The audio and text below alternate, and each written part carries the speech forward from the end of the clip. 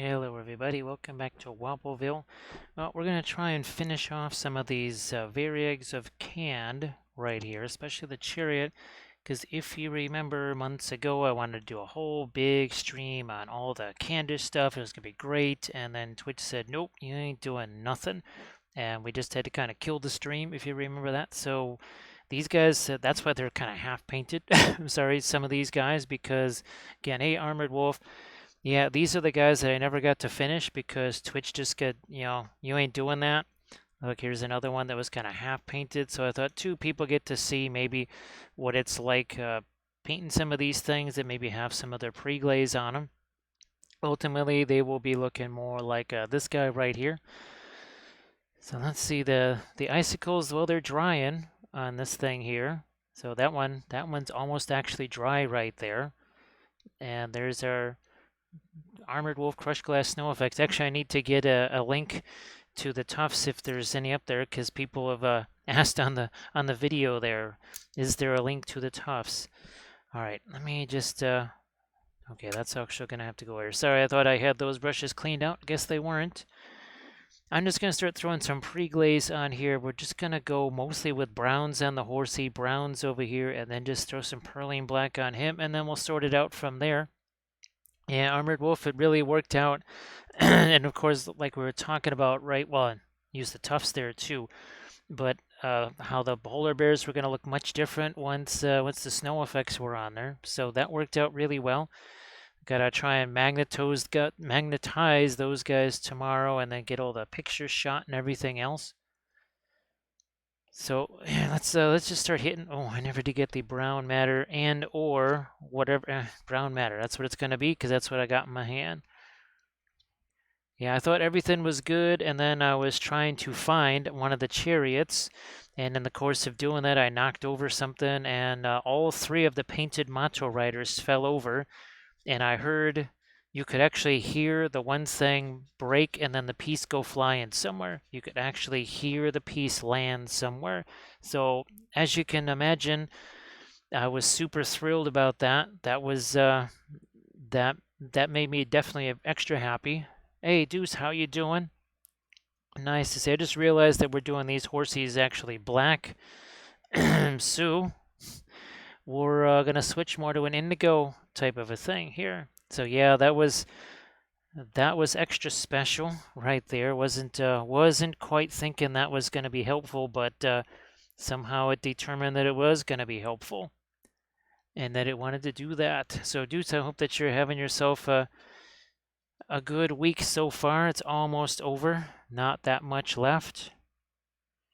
So yeah, we're just gonna go down and dirty here with some indigo, some spinel on the horsies, because I'm just gonna keep going with the whole this particular faction here. Because the one thing we don't have from this faction is a chariot, but it's gonna be messy. It's gonna be spattery, all that kind of good stuff. Lots of mess, lots of spatter, just the way we like it. These are from Medbury Miniatures, by the way. That's why that logo is sitting there in the corner. We were just working on a couple of Medbury dwarves the other day. So, Deuce, I hope that everything is going well this week. Let's put a little bit more here. I mean, again, I was going to try and start at 11 o'clock. That was the plan. It was almost looking that way, and then all of a sudden, things kind of cascaded in a hurry. There was a couple of things that just all of a sudden was like, nope, you're not going to get to finish that video filming, and then this other thing's going to happen. So yeah, I'm just chucking the dark stuff in here just to get that in there. We'll let that sit there for as long as we can. At least indigo is a staining color, so it should get the job done there. Just got to find a way to stick that brush down in there somehow. Fortunately, with the oils, of course, it kind of does that, shall we say, blind blending for you a whole lot easier. Let's just shove some paint into here. These Medbury chariots, I mean, I don't know if I'm ever going to use those converted chariots that I did, because this is just so much easier. Thank you so much, Green Fairy Studios, because we could use a little bit of this. So, Green Fairy, I hope you're doing well. I could swear that you were also in Kathy's stream at one point there, maybe towards the end. I didn't get to hear much of it. I was busy running around and doing a bunch of different things. I actually did get Sculpey baked, or that was the other thing too, Armored Wolf, is that I baked some Sculpey because I realized that all of my Sculpey sheets were used up at Adepticon. I had nothing. Apps. I had 0 Sculpey sheets left that were baked, so yeah, had to replenish those in a hurry. We'll just here. Let's just see if I can stick something that's darker down here. Hey, Sammy, nice to see you too. More. Oh, yeah. I'm gonna put some thinner on there just so that I can get this stuff down here. That's all. Just need to get the area covered. So, Green Fairy, what kind of stuff have you been able to maybe work on over the course of this week? What the heck were we painting Monday? Oh, actually, I've got a new Galadriel file that just came in the mail and as an email earlier today. And it seems like it printed out okay. It's the Galadriel from the new show. So, and I do believe that the Wapelius Spellbrush printed out. So I'm thinking that Saturday is probably going to be the streamiversary day. That just, yeah, I think that's going to be easier for me to get that thing prepped and ready to go if it's for Saturday. All right. I don't even care. I'm just going to start chucking Perline Black onto here. It's that dark green, of course. Whatever, right? Well, Green Fairy, nice to see you, of course. Nice to see you. And just going to throw this on. And I'm going to do this on a couple of the other guys because we want to let this sit on here for a while. Here, I'm going to try and get a little bit of the Perline Black out there too. For reasons. Because we got this guy, right? We have to get one of these two. Which, no. Let's do this one right here.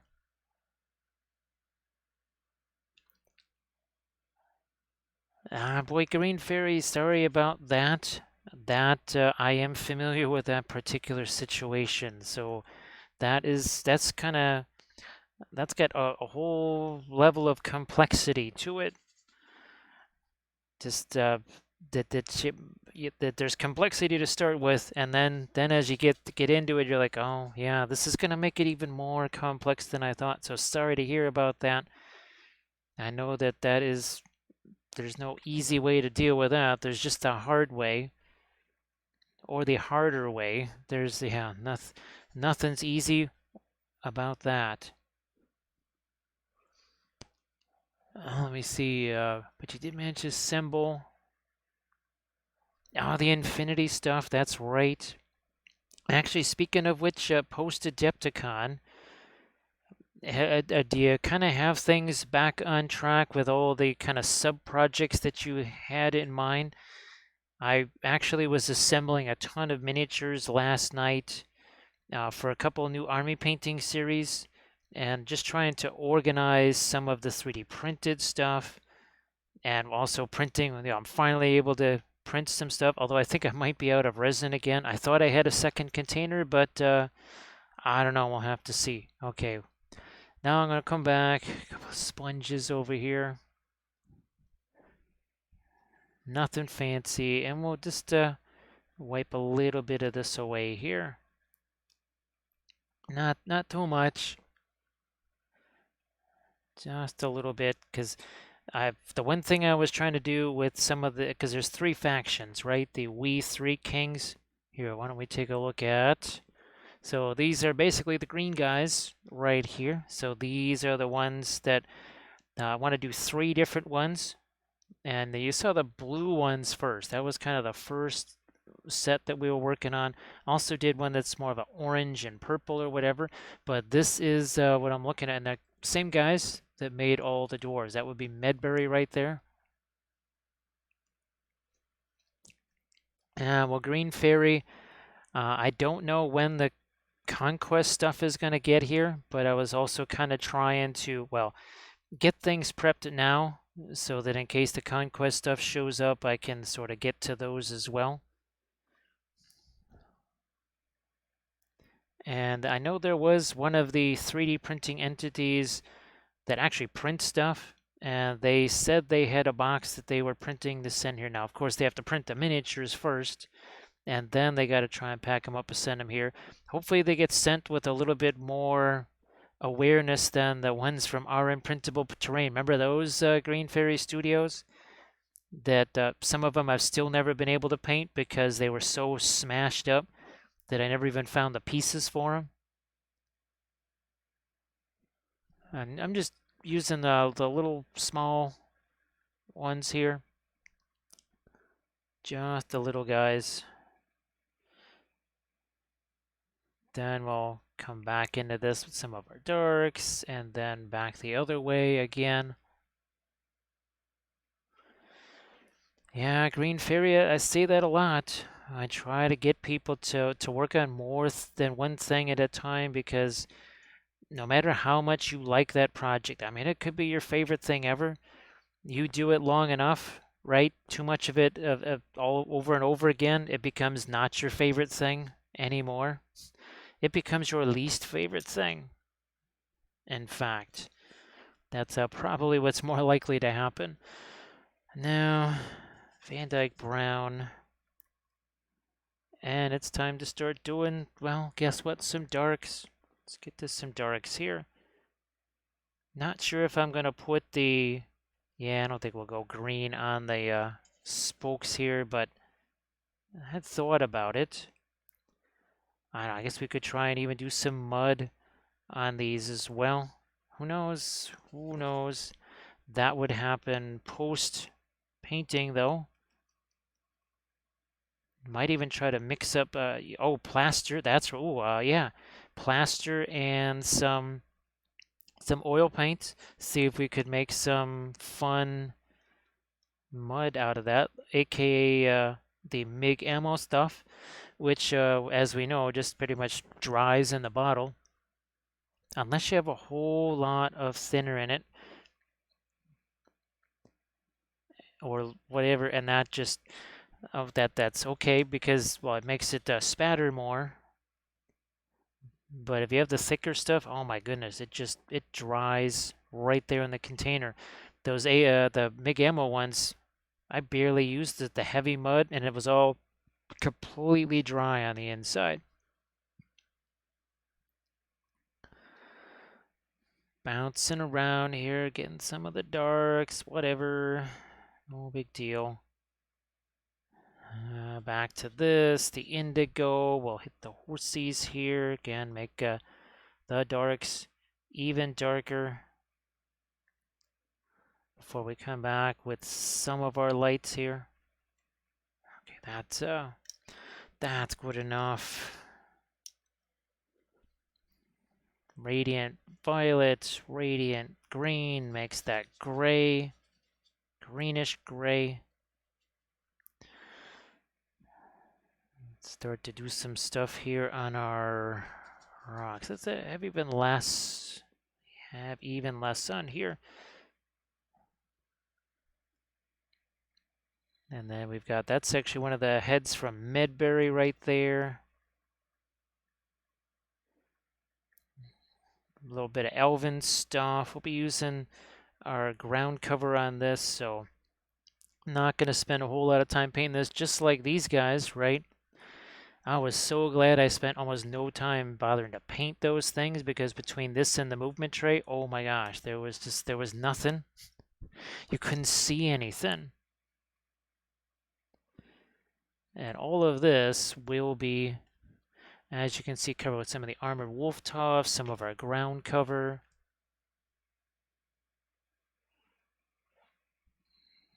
I think the other one, yeah, the other one's already got this on the base. So now I'm just going to start to wander around this here. Start to get some of my lights just in a couple places on the horses. Look at that. See how that darker color there? It's basically every one of these little dry brushy brush strokes, some of that darker color gets on there, changes it around. I can flip it around if I feel like I really want the lighter tone.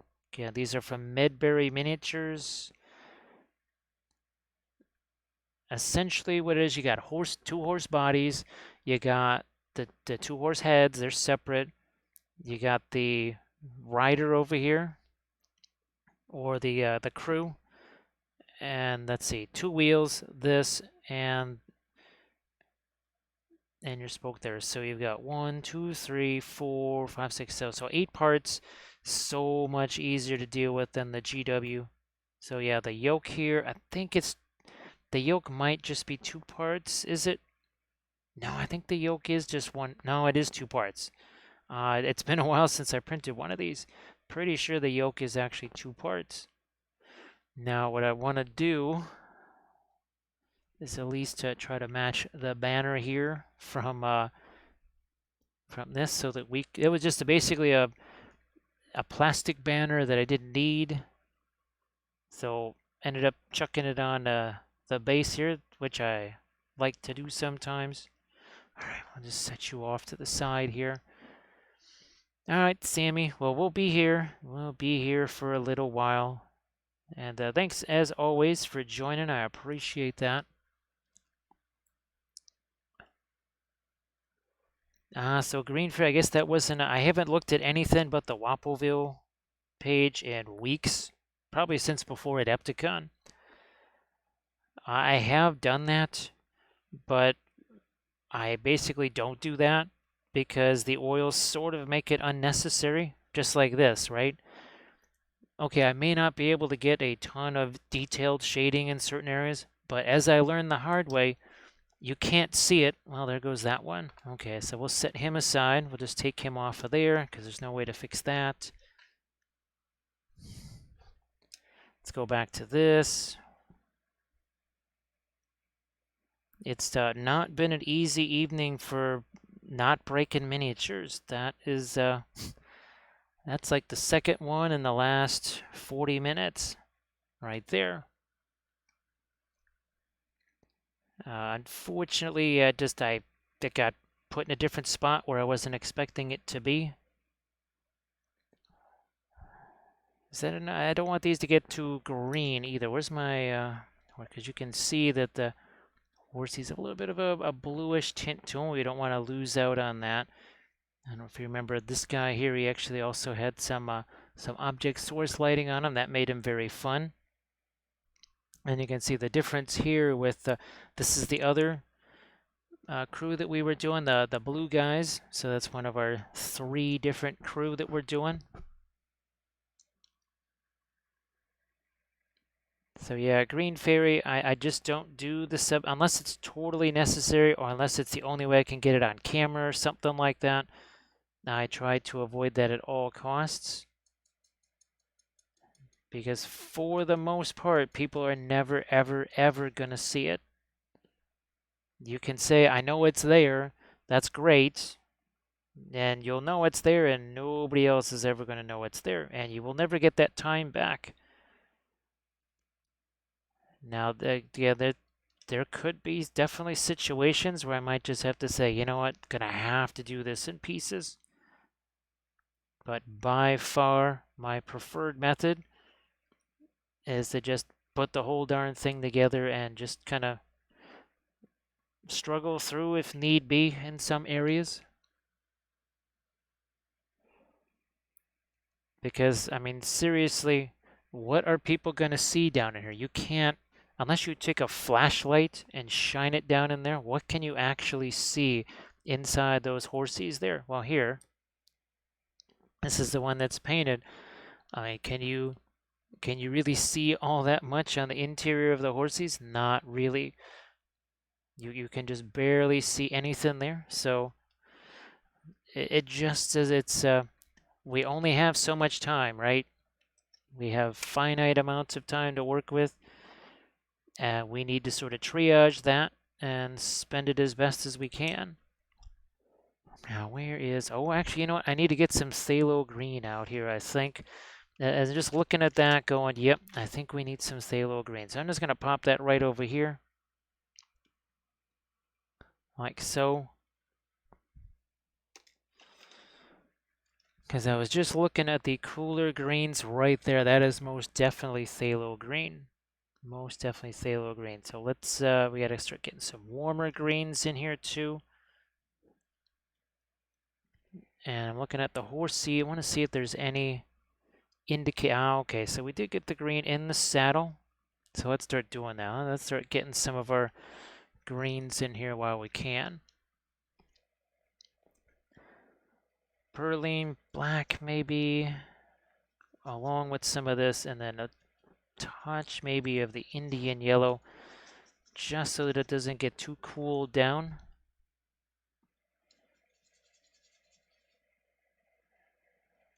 Touch of the phthalo there.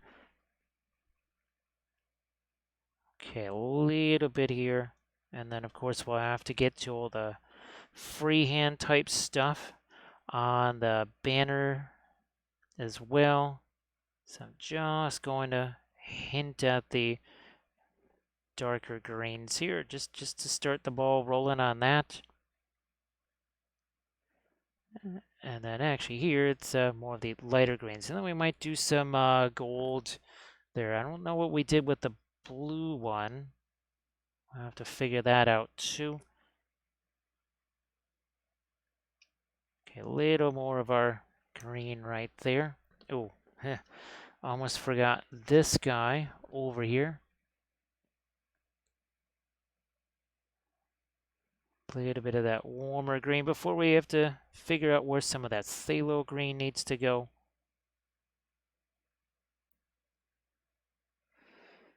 Okay. Set him aside. Looking at this, so there's definitely some warmer greens on this, but we'll start to hit some of those much warmer, lighter greens. Maybe this way. Maybe something like this here. That's the Indian yellow, and then a touch. Maybe I need to get a little bit more of my perline black in here. The radiant green. And it does not take much. Don't want to get too much paint on that banner. More paint I stack up on that thing, the more interesting it's going to be to try and paint the freehand. And we don't really need interesting right now. We want it to be nice and boring. So get a couple of the lights in there. Hey Doji, how you doing? Nah, Bettany, you know those I think you heard me pretty much expressing that you're better off just getting the artist oils. Cost-wise, everything-wise, you're just way better off getting the artist oils. And that's how it's going to be.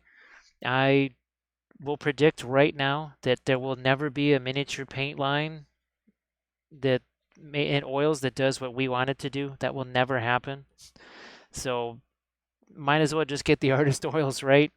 Might as well just get those, because I just see a 0% chance that anybody's ever going to do that right. Yeah, Green Fairy, that was the last video. I just posted it a couple of days ago, maybe on the 12th. Yeah, I just posted it on the 12th, I believe. So it's been out there. Actually, yep, okay, that does need to be green as well. Almost forgot that. So there is some of our lighter green. We'll have to dial back on some of that.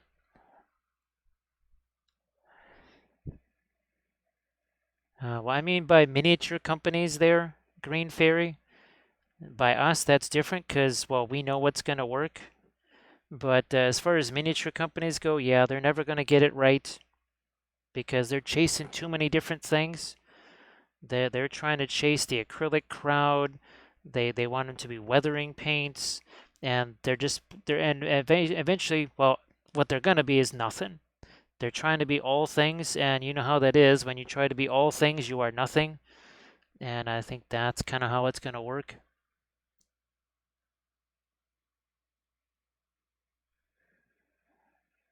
So Bethany, nice to see you again. I hope that you're doing well.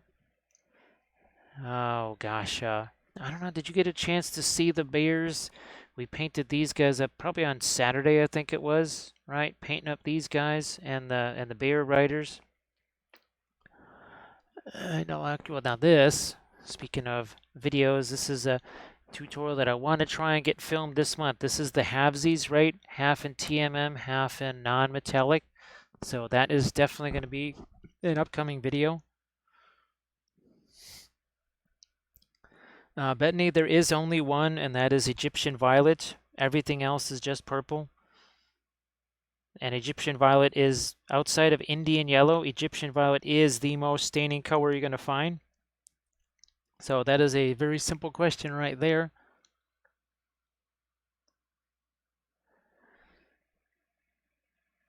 Yeah, Green Fairy, I don't see them ever getting it right. Do you? It's because these things, they've got way too much linseed oil in them. You could tell right away that they were going to take a long time to dry. Now let me look over here. Where else do we need some of that phthalo? We need some of it right over here. And some over here. And we might even sneak in a little bit of it on that banner too. Maybe even on his on that little tassel slash crest. Yeah, now Deuce, the scale 75 also does that with these, but at least they kind of let you know what colors are in there. Now, the one thing, and if for folks that watched it, there actually are a couple of Williamsburg colors that are hard to get that in a pinch you could sort of substitute the flow paints for them. There was two, and the Prussian blue, I have to say the Prussian blue actually does do staining. Sadly, nothing else does.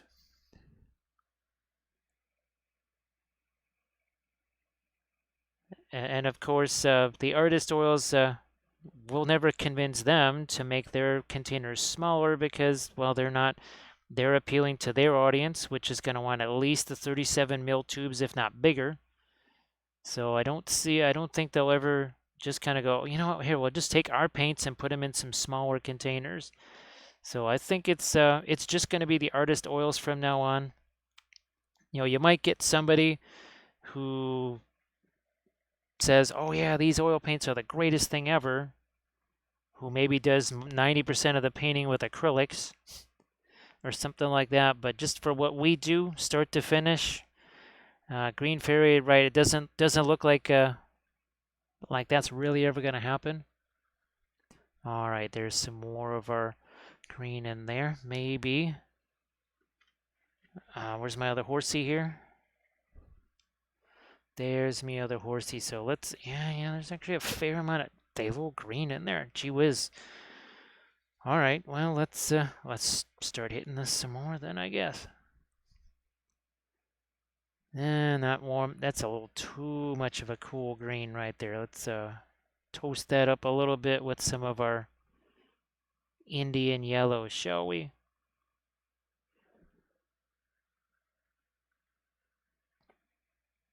Brian, there's only a few oil paints that do that.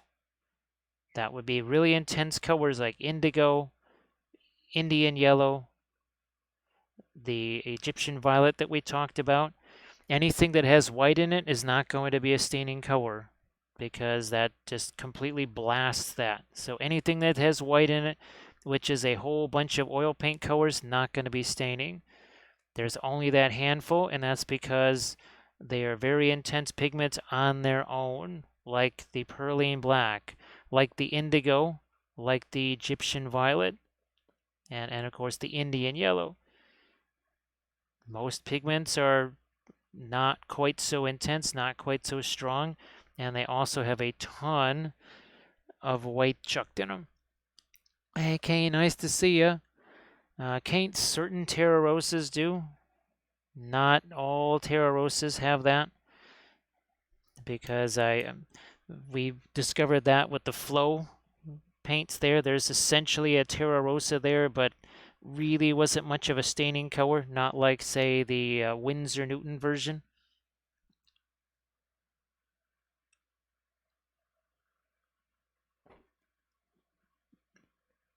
Yeah, Green Fairy, definitely that's what they're focused on. I mean, that's fine. That's fine. Right? No big deal. And of course, cadmium colors, while they are very intense, they are also, for all intents and purposes, they have white in them too, so they will not be staining colors. There is not many of those whatsoever. I mean, it's not even really 10. Even some that have a little bit of staining properties, say like even the Terra Rosa and other stuff like Van Dyke Brown, if you don't leave that stuff on the miniature for 5-10 minutes at least, you're not going to get much staining out of it.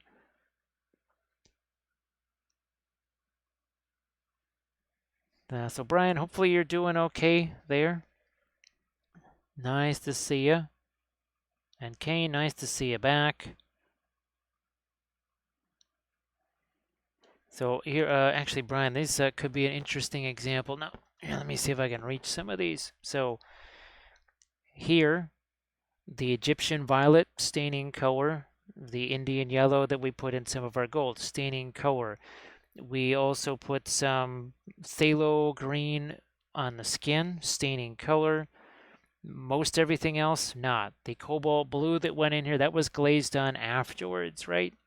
Hey, Greenleaf, how you doing? Nice to see you.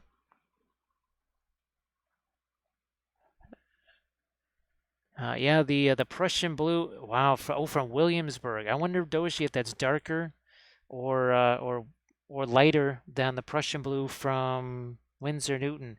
So here again, Egyptian violet, very staining. Phthalo green, yes. This quinacridone magenta, for as stark of a color as it is, it has zero staining power. And by zero, I mean like none whatsoever. Absolutely none. Even though it's sort of a bright color, but it's not a strong enough color to have that staining property to it. Yeah, but well, I think you saw this one right here.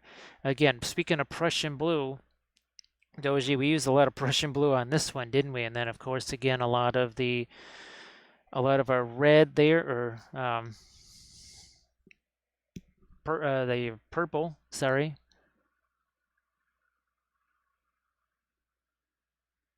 Yeah, Doji, well, if Adepticon ever actually sends any money this way, then maybe we will actually be able to get some of those paints. But yeah, it's the 15th now. It's been closer to 3 weeks. Yeah, it's almost 3 weeks now, still waiting. It doesn't bode well for me ever doing those classes again, because that was why I stopped doing them in the first place. Bethany, I don't really have too much in the way of phthalo green, aside from there's one Winsor Newton phthalo green that I have.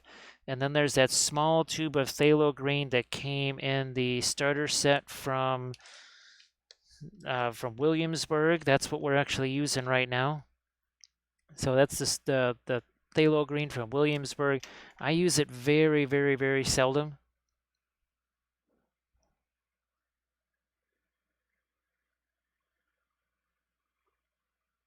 Hey, Airborne. Nice to see you. Here, let's get some darker greens in this. So yeah, people, I mean, I didn't really want to say anything about it, but the frustration level is just reaching a point, because people keep saying, why not classes? Why not classes? I'm like, well, in addition to all the other structural things, there's kind of that. Where the last time I did classes there, it took months to get my money. And maybe some folks have months to wait. I don't have months to wait. So if you don't see me doing classes, now you know. Again, it wasn't necessarily something I wanted to say, but frustration level is getting a little high.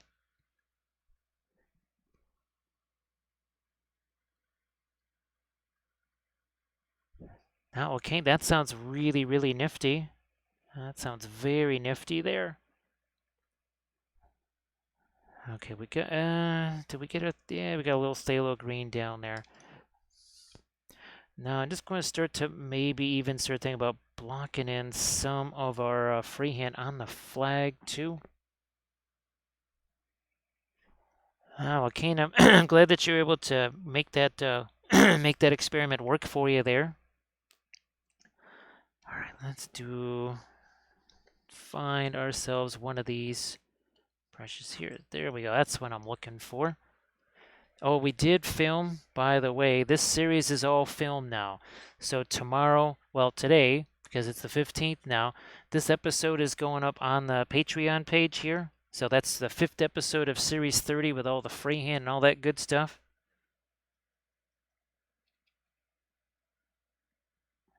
Okay, there's my freehand. Oh, we just gotta, it would be easy if I could just kind of hang on to it at the same time, but we're just gonna draw in our little X pattern here and see what happens. So we're gonna start here, start there, there, something like that. Somehow little hair got on the brush. We just have to get rid of that. And of course, we got to do this on both sides, so I think we'll just start out with this first. Because we still got to do some of our pin line washes to get some of the darks in there and this and that.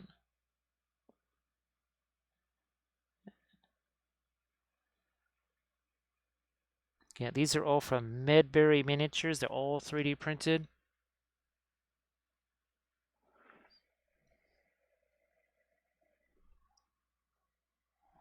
Okay. Well, Kane, hopefully it's something that's, I don't know, it's either got better hours or, well, maybe better pay, but maybe just a little less stressful maybe than the other one was. All right, now with this here, then I can start to bring this over to the other side. Okay, I'm gonna move this out of the way so that that doesn't get broken. KF Envy, all of the Lord of the Rings stuff that I do basically is 3D printed at this point. And thank goodness, because it means being able to do a lot of things that I never could be able to do. I mean, it's got everything, you need, well, all those dwarves that I showed you, Dane, Ironfoot. I've got several different types of, oh, and actually Kurzlook in May.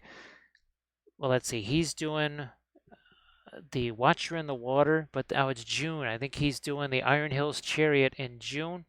And Kurzlook also has all the fabulous Mahoods. We painted these up on the channel as well.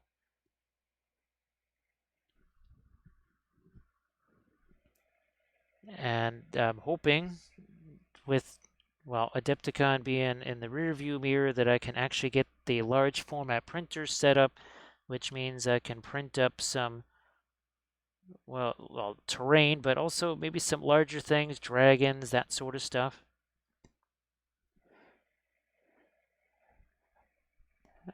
Now, speaking of larger, I did manage to print out the Wapelius spell brush. So that is printed out.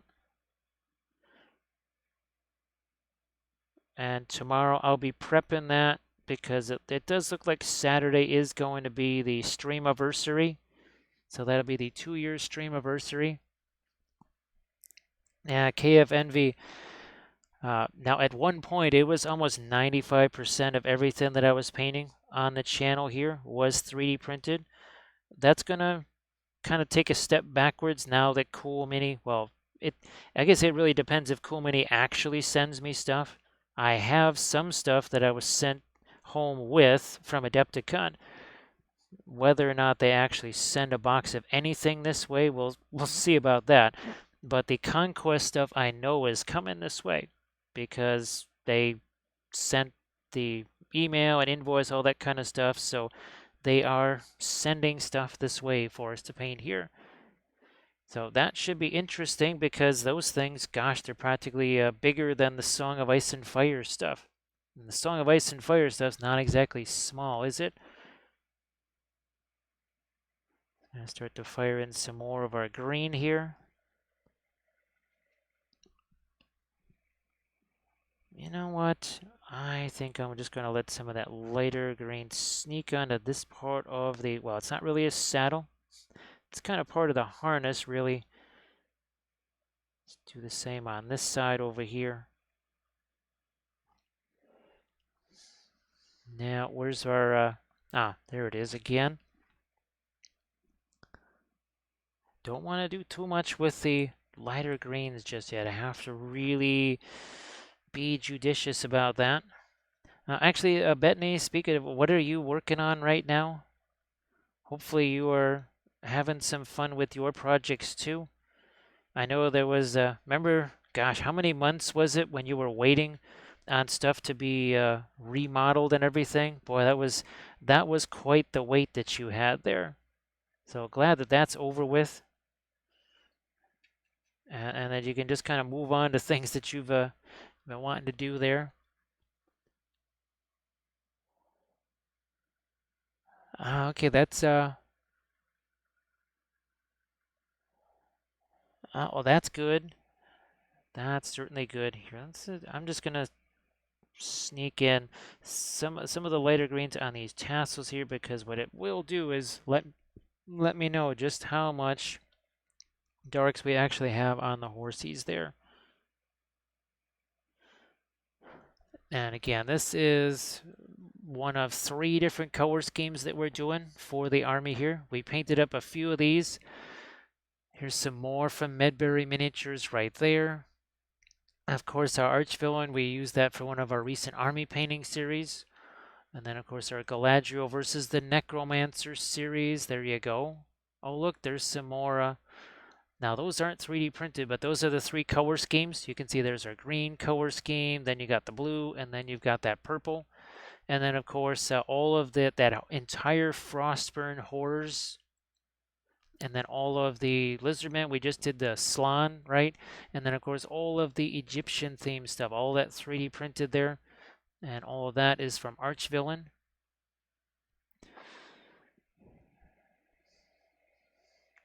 I guess maybe we will let that get a little bit lighter here. Just thin this down maybe so that it flows that much easier. Something like that. Then we'll be probably going back into this, like I said, with some pin line washes and other such things. I mean, we're 43 minutes in. We actually are technically working on 2 miniatures, or really 1, 2, 3, 4, technically about 5 or 6 when you include the chariot and the horses and all the other stuff.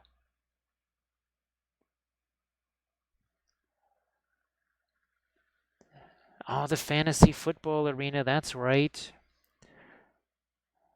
Ah, yes, but the Ottoman Empire.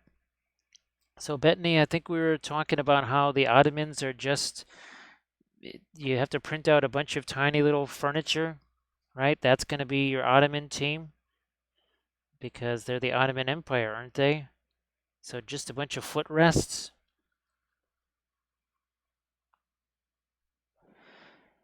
Yeah, well, Kane, that's a couple of key things there. That's what really makes the oils so efficient, right? Because you're not doing a whole bunch of layers or anything like that.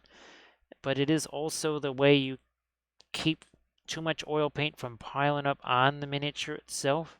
So it sort of does 2 things, right? It's that saving time, but then also not getting too much paint on the miniature all at once. There are definitely going to be some very dangerous footstools. Actually, Bettany, yeah, if you got any work in progress or anything like that, images of those things, and you want to share those, feel free. Now, well, oh yeah. So I just was looking here and glad that I did because we did do some phthalo green on that stuff there.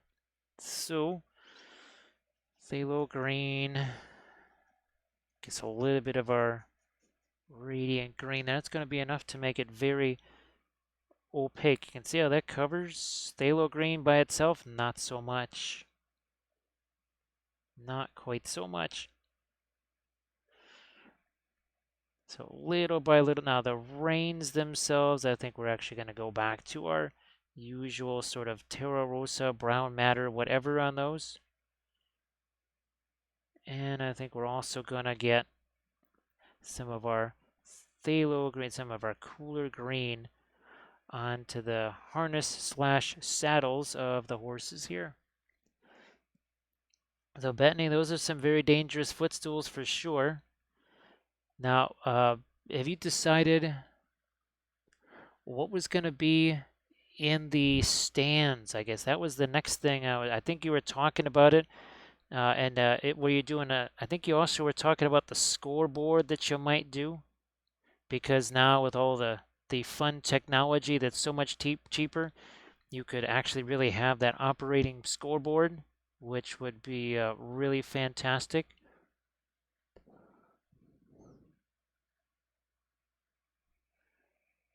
A little bit of the phthalo green again, maybe I don't know, some of that over here. And then we're just going to take away some of the green over here. Let's get back to the horsey here. Start getting some of this green out there. Because all of this is going to let me know just how much of that do we want to have on the horses themselves. Maybe even do more of a phthalo green on the chariot there. Go with the other. Yeah, let's do that.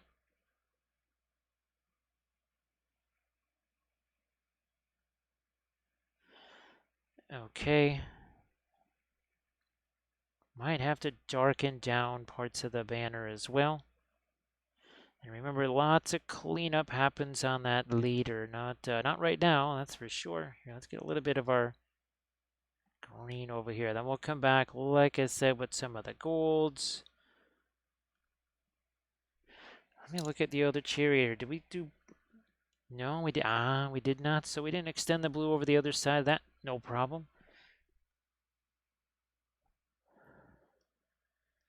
So the pumpkins are. They are the scoreboard then. That should be very fun.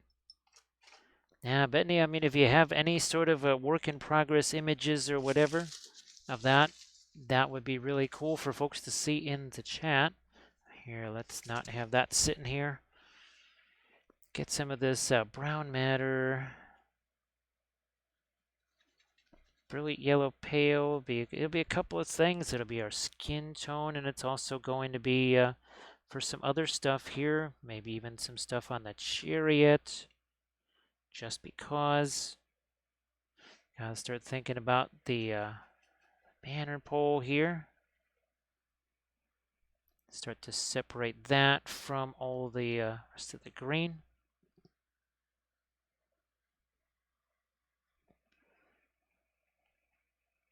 And then we're just going to keep going with that. So the banner itself, we've got, because we always like to match up our opponents here, so we'll be doing basically something sort of like that. And then, of course, it's going to have some dust over it because, well, it's kind of being trampled over. So some dust and mud. It might start out looking a little bit more pristine, but it will be certainly made less pristine. Because, again, we like to make sure that our opponents there. Now, let me see if I can find the old Khandish stuff that we did. Thank you so much, Dozy. We could certainly use a little bit of this right now. Yeah, Bethany, those I'm sure those are going to look absolutely fantastic. Because pumpkins, right? Oh, nope, those are not the Khandish guy. Let me see if I can find them here. It might take a little. Ah, there they are. Now, if you look at them, you can see that there are some trophy heads hanging off of there. I think each there we go. You can see that one in the far left-hand corner there, in the lower left. That's got some heads. I think that's Faramir and another warrior of Gondor. And then there's some more on the one on the left-hand or the right-hand side there. And I do believe there was a Gandalf head, and actually there. Oh, I should actually have a Aragorn head hanging off of Amder's saddle because yeah, we've killed an awful lot of Gondor heroes over the course of well, especially with our Easterlings. But if I remember, oh, it was the king. That's right. It was the Khandish king. Uh, Made a mockery of, I think it was Faramir or something like that, because Faramir had been, I think, immobilized or something like that, and then got run over by a chariot. Because what's more fun than that? So thank you so much for the sub there, Doji. Appreciate that. Now, Doji, you remember how we were talking about the indigo from Williamsburg and how that was it actually made the Windsor Newton one? I mean, the Windsor Newton one is a staining color no matter what, but nowhere near as powerful as the indigo from Williamsburg. The indigo from Williamsburg, I'm pretty sure we renamed it indigo violet or something like that, or Egyptian indigo, I don't know what, but that was some potent stuff, let me tell you. Holy smokes. All right, so I'm just trying to get some other colors on the yoke and some other things besides just the really dark browns there so that we get something to make our horses look that much a little bit more towards the bluish side of things.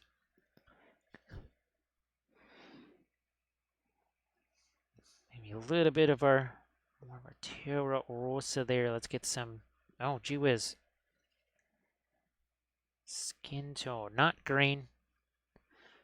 Not green skin tone there. And of course, with the oils, the key is not being hasty, right? You have to be a patient little hobbit.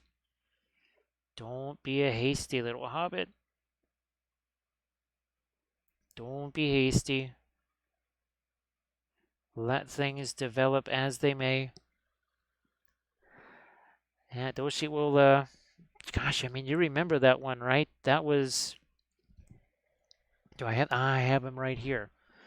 That was some really intense stuff. And I have two more of these. I got to figure out where the heck, which month that is from Diwali. And maybe try and print out some more of those. Now, what I'm going to try and do here is come back with some darks now, maybe. Well, that's the indigo, but that is not the Williamsburg indigo. That's just the Windsor Newton indigo. And what was the other thing? Oh, it was the cadmium green that you got. I think that was the other thing everybody was really curious to see what was going to happen with that. Yeah, I think it was that cadmium green that you got.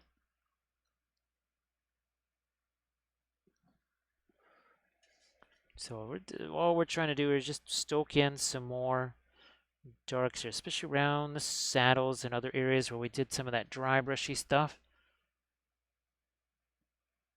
And even around some of the tassels here, just to close those off.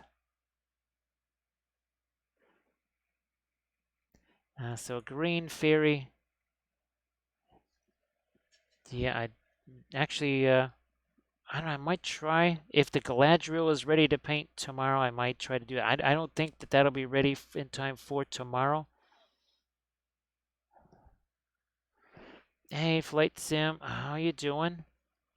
Nice to see you. Well, look who's back. It's Fern Dragon. Fern Dragon has returned. Thank you so much for the raid, Fern Dragon. I appreciate that. And if everybody could please give Fern Dragon a follow, that would be sensational. We have our axolotl. Our axolotl has returned as we put a little bit of our perline black, some of that darker green back out here onto some parts of his helmet, sort of, and his arm, maybe. Maybe down here too. So let's see, Musful Garden, how are you doing?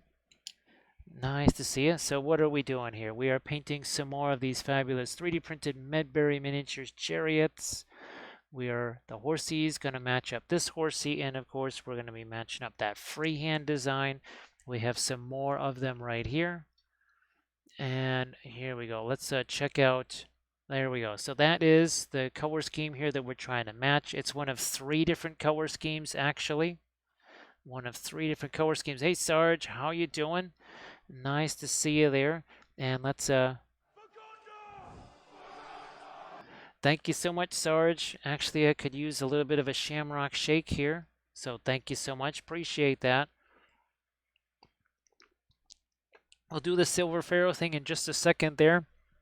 Flight sim, because we're kind of welcoming in all the new folks here, trying to get them caught up to speed on what's going on. So here's another one of those same Khandish chariots.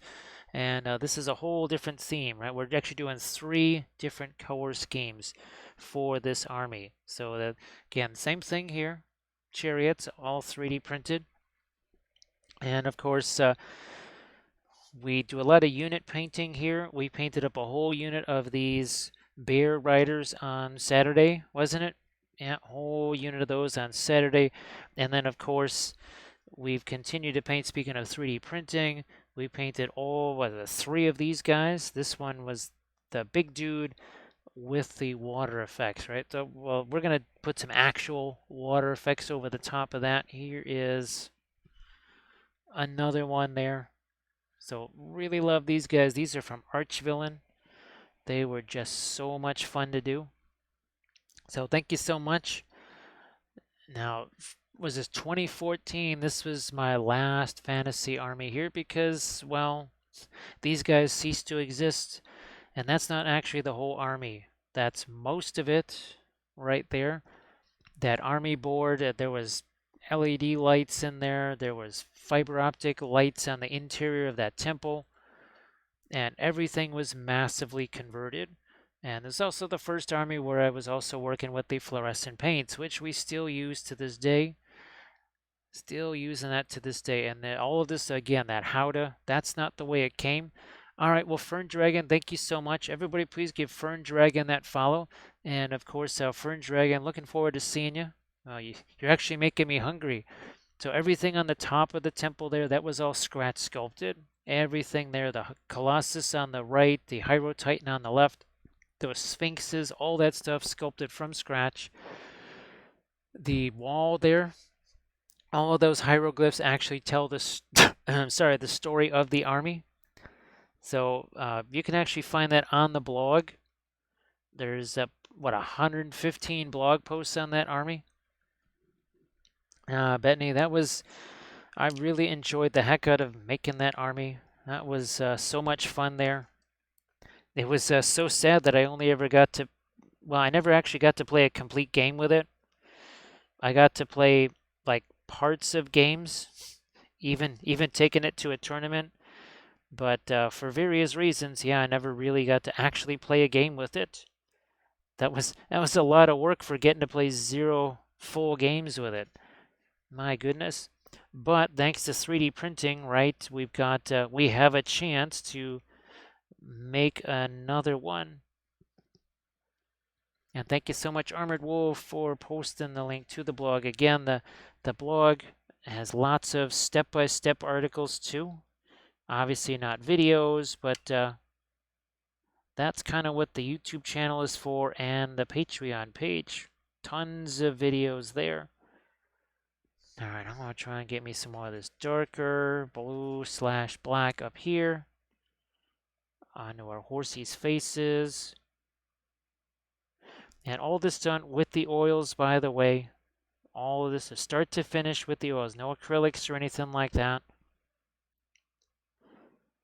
Just brush on the primer, slap the oils on there, and then come back in with some with our lighter mid-tones and everything else. Now we're going to try and get some lighter wood colors here on the chariot itself, just to make that stand out a bit. So Bethany, thank you so much for the kind words there. We'll do some film noir in a second. We want to have just a little bit of a shading on this here, because that kind of makes the film noir even more interesting.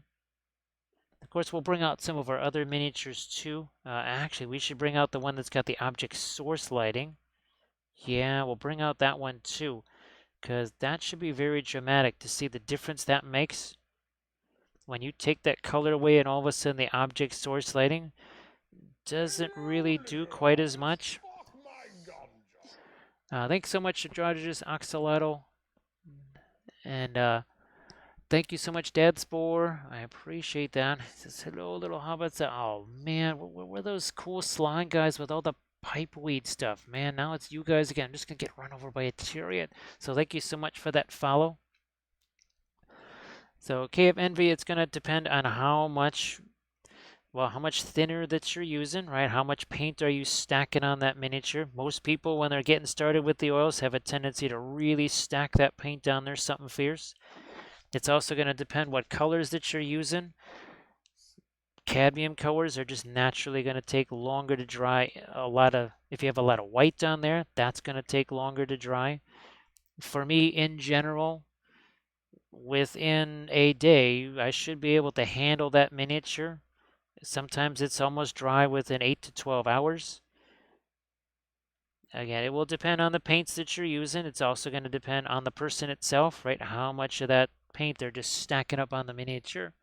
So here, let me see if we can get to our film noir here where we do this. So you can see that this doesn't look like there's hardly any shading on there whatsoever, because a lot of the color, it's color difference. Here, let's bring back that color like so.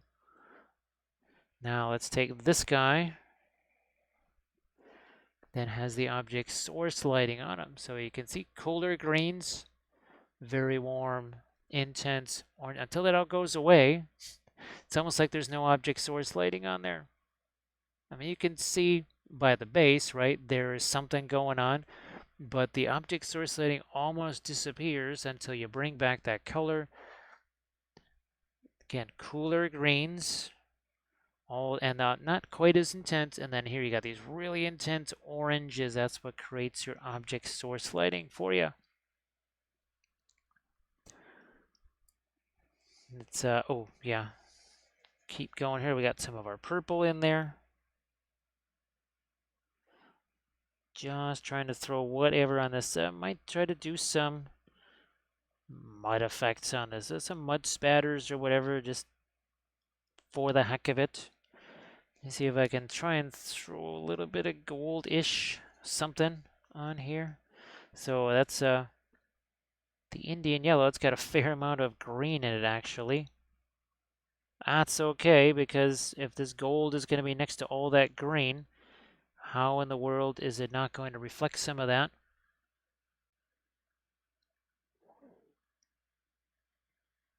Yeah, Doji, the cadmium red, even the Fanchon red, well, reds in general, those are going to take a while to dry. Even Fanchon red.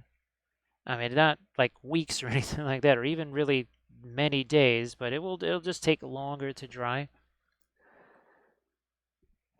Yeah, Dark Dan again, that is just something that's gonna when you do less layers and you do more of the plop and push, as we like to call it.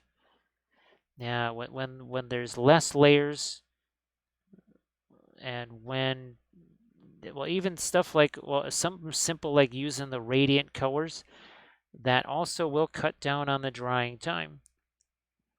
I don't know why there's no alkyds in them or anything like that, but it does tend to reduce the drying time at least a little bit. All right, where is my... Oh, there's my banner reference over there. Let's start to get some Fanchon. Speaking of Fanchon red, I'll get some Fanchon red here. Maybe a little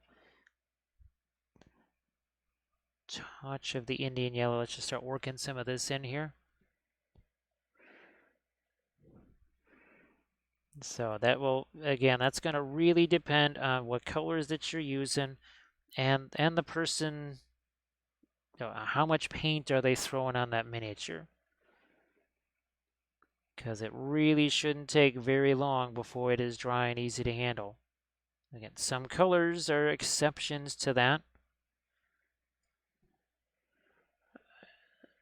What do we got here? What have we got? I don't know. Let's see what happens with some the end of the bow here. Something like that. Maybe a little bit of that on the bow itself. Maybe even a little bit on that yoke just to make some things stand out here. Can always do some kind of a pin line wash over the top of it if we feel like that's too much.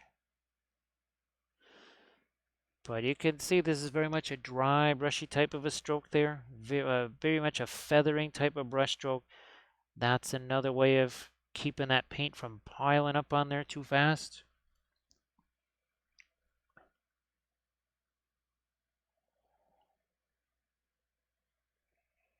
So here, let's go with a little bit more of our, yeah, let's throw some yellow into there. Like so. So Kane, there's no alkyds in them. If there were alkyds in them, they would be dry in 2 hours. Yeah, so alkyds are a whole different ball of wax there. So this, as you can see, it's got aluminum powder and it says warning right there. So yeah, something like this, it will say if there's actual alkyds, see alkyd resin in there. If that's in there, it will actually say it. And you'll just notice it because it will take, like I said, only take hours for that miniature to dry, if that much. The paint will actually be drying on your palette. So there's definitely no alkyds in the Radiant colors for sure. Because, well, first of all, it would be on the label, and also, well, you'd notice, you would notice. Now, it's not like that's a bad thing, that it dries fast. Although you're kind of better off with colors that just sort of dry equally. That's why I don't really use stuff that has alkyds in it, because I don't want it to be drying super, super fast. Yeah, so Kane, it's just referring to the linseed oil in there. Yeah, it's not referring to alkyds. That's a whole different ball of wax there. I never heard of alkyds before. I'm pretty sure that they're in the, what are they, the MIG ammo oil brushers, because those things, guess what, will dry in just a few hours, maybe even less.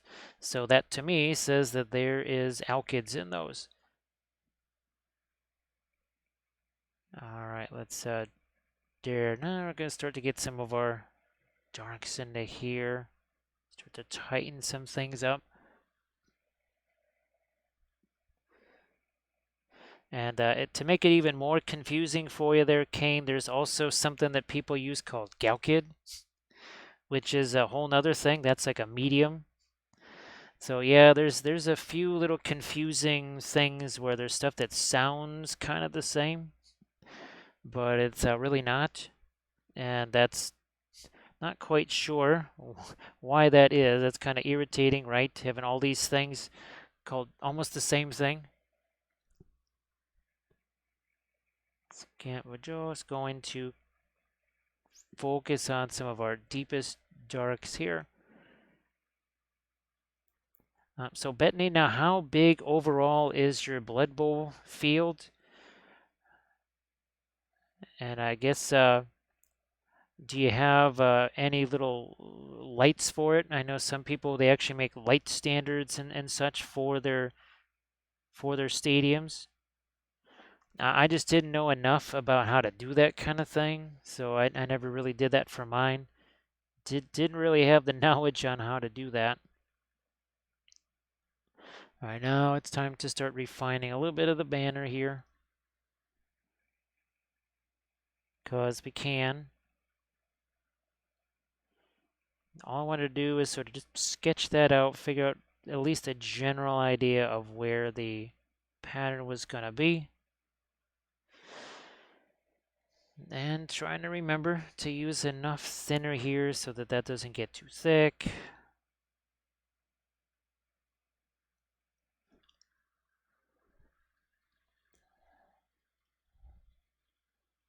So yeah, Kane, I guess it's maybe because the vehicle painting folks, they've got that rather unusual habit of putting a couple of brush strokes on there, and then they coat it with gloss coat, and then put a couple of more brush strokes on there and coat it again with gloss. It seems like a lot of unnecessary stuff to me, for sure. Let's throw some more of our lights in there. Yeah, no, dark. Let's go with the dark there. Again, just trying to cut off some of the lighter color. All we did was just kind of sketch that out. You can see the pattern starts to get a little bit tighter now with each permutation here.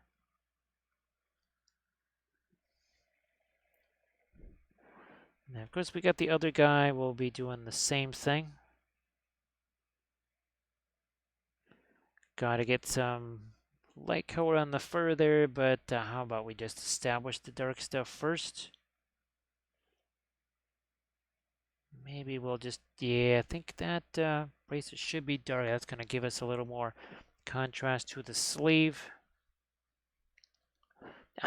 Wired burning torches.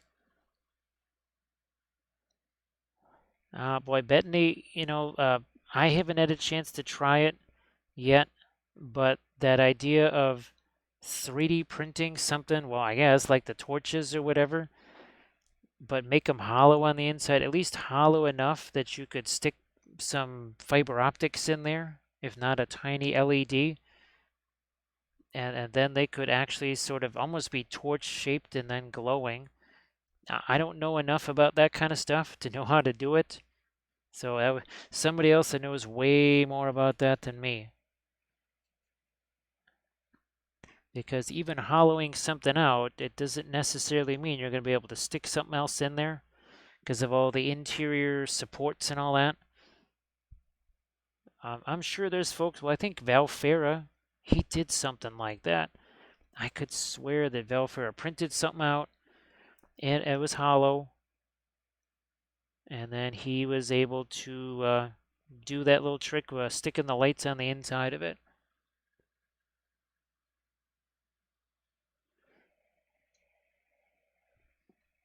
Yeah, Bethany, that's going to be really, really fun to see for sure.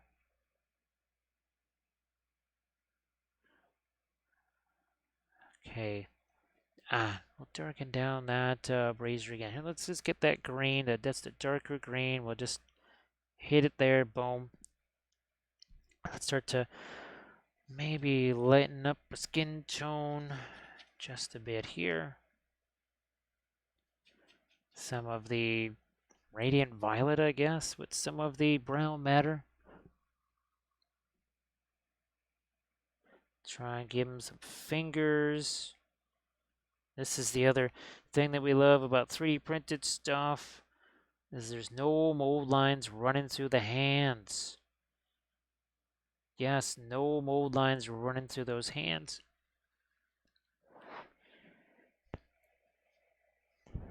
So again, I'm thinking that Saturday is going to be the streamiversary day, just so that I have time to get that Wapelius Spellbrush figure all prepped and ready to go, and all the other pictures and stuff. Because I printed it out, at least I believe, successfully, as pretty much a 72 mil figure. Because if you remember last year, we painted on the streamiversary, we painted a 54 mil essentially version of Wapelius Spellbrush. And you can still check out that session. I do believe parts of it are also on the YouTube channel. Let me go a little darker than that here. There we go. So you can see as it starts to develop here little by little, right? Little by little, starting to develop. I never did do the back of his hand here, did I? Just throw a little bit of light there, and then we're going to take this, push that around. So you can see again, that was, all I did was just drop some lighter color on there, then pushed it around. I'll do the same here. So the miniature is your palette, right? The miniature is your palette.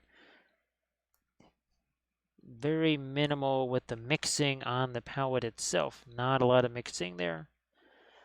Because I can do all my mixing out here, right? Much better idea to do that out here. And then at a certain point, you just have to kind of go, all right, time to step away from that and move somewhere else. Now that didn't quite work the way I wanted it to, so I'm just going to come back in here and we'll just take some of that away.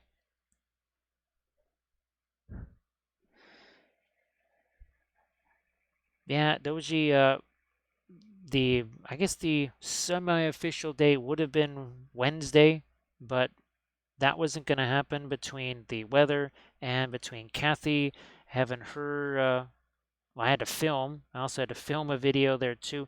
So there was no way that was going to happen on Wednesday, and I thought I would just wait until maybe Friday or Saturday to do it. And I thought, well, if we do it on a Saturday, then we can print it out really large.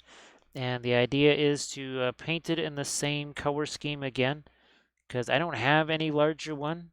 The one that I painted last year, that was a commission actually.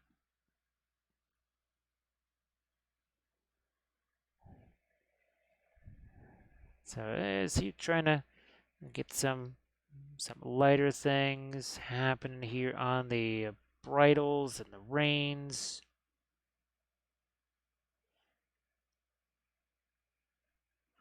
Again, that starts to stand out from some of our darks now.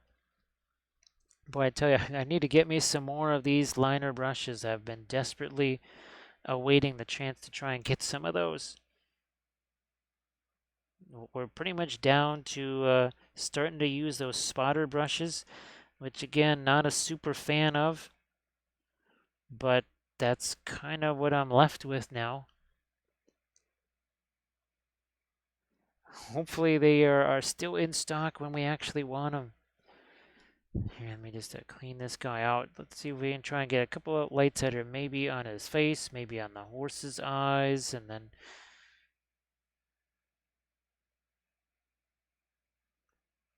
yeah, here we go. See if we can give him some eyes here. It's not quite. Okay, that's a little more like it. Remember, we're going to be cutting down on that by adding the darker colors around the outside of it. Probably Van Dyke Brown, I would say. Just looking for an angle of attack on that. You can see here, also too, I'm going to take some of the paint off of that brush. Look, my hand is on that brush, nowhere near that metal ferrule, right? Because how in the world am I going to get this brush in here? There we go. There's his eye, all good to go. And then you can see here, we didn't mix anything. Basically just took that white and then we just stuck that right on the end of the bow. Right there. And then we just let it mix with what's already there. This is why the stuff does not take forever to dry, because there's no layers there, right? Hashtag no layers. I do remember trying the fiber optic cable on that Tomb King thing. That I had never worked with that before. Actually, it's the only time I ever worked with it. Well, looky here. I was wondering if we're going to see a little bit of tea. Let's have a cup of tea with Steep Tea. Everybody please give Steep Tea a follow, because Steep Tea also paints with the oils. I'm sure if you're awake at this time, you've already watched Steep's stream. But you know how Twitch can be. Do a double check. Just make sure that Twitch hasn't done the nasty unfollow thing, because it does that. Yes, it does. So Steep Tea, how the heck are you doing? And of course, Steep is going to be running off to take some pictures, I'm sure, in just a few minutes, but hopefully you got some. Post some of your regular Insta links there, T, because I know you always have a bunch of them, just stuff that you've been working on over the past few weeks. And it's great to see you again. Gee whiz, is this the first time since Adepticon, T? No, I think you came around that first Thursday that we streamed after Adepticon, right? Yeah, I think so. So everybody again, please give Steep T that follow. You'll be glad that you did. And T, believe it or not, it's all of the other paintings are gone. They all got snapped up at Adepticon. So I have none left. So I have to start making some more 2D paintings again because they are all gone. I have none left. Every single one is gone now. And I think, we're going to start off with the Hornberg, of course, with that light coming down. So yeah, I think pretty sure that you had raided that night when we were talking about the paintings. Hey, Vitalish, how are you doing? Nice to see you. So these are from Medbury Miniatures. Now here is one that's already done. And we're doing 3 different color schemes for our Khandish Army. 3 different freehand patterns, 3 different everything, because I wanted to represent those like there are different tribes. Now, T, this was I think you saw the salon that we did last week or the week before. So this one right here, believe it or not, it was the what would you say, the rebirth of cobalt blue, because I actually glazed cobalt blue into a lot of these areas here, wet into wet, like usual. But yeah, cobalt blue is one of those enigma colors. It's sort of like cadmium blue. It's not staining or whatever, but it's bizarre, right?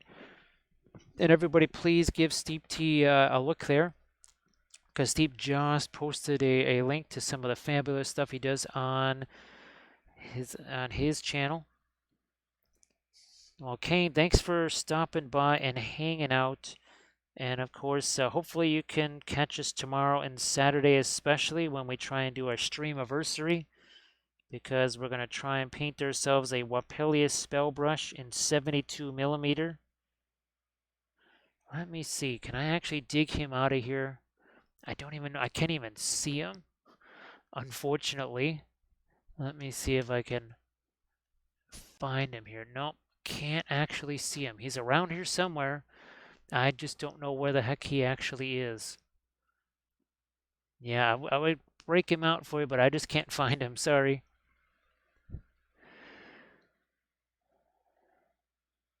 Let's see. So Steep, it'll be 2 years. Well, technically, it's already been 2 years of painting on Twitch, but Adepticon sort of got in the way of doing the stream anniversary thing, and other stuff got in the way of it. So we kind of delayed it till I would have a time where I could actually really kind of enjoy it and have some fun. Yeah, that's why I printed up a 72 mil version of the Wapelius spell brush. And T, it was pretty wild coming into your streams late at night, right? You and Drax and all the other late night folks, Jinxed, Teals, all the late night folks. So Teals, sorry, the cobalt blue was very interesting because again, it has no staining power whatsoever. It looks really dingy on the palette, and you would think doing a glaze of it, it wouldn't be much of an authoritative color at all, but be darned if it's not. Well, it basically got taken over by Prussian blue, because Prussian blue does a lot of the same things at a fraction of the cost, which, Prussian blue did the same thing to cerulean blue. It also took out phthalo blue, so that's why we always say that the Prussians are very dangerous. You never want to be anywhere near them on the palette, because they'll just march and take you over, just like what the Prussians did on the palette. Yes, don't mess with the Prussian blue, because it'll just march on your palette and take over everything else. Oh, thanks, T. Appreciate that.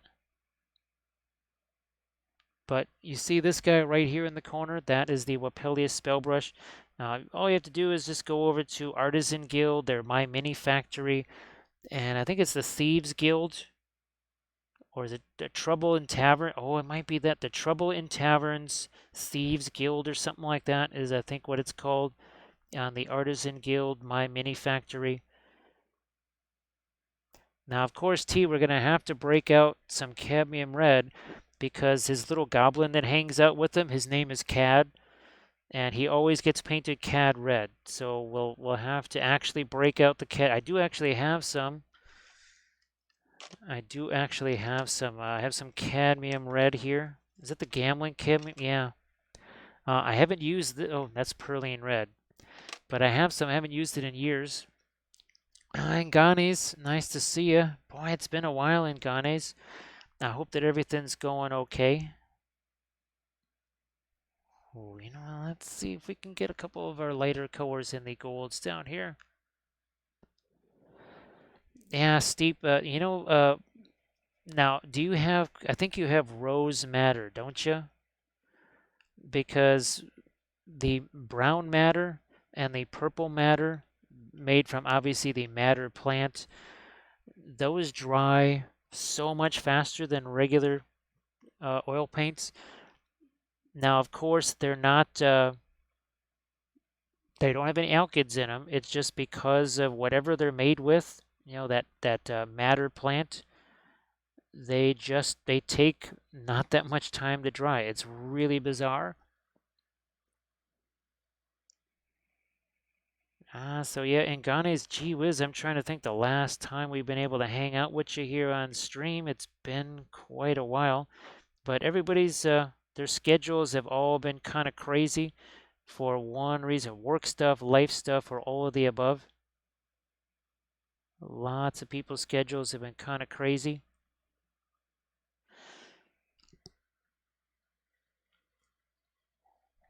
Yeah, so I don't use the cadmiums.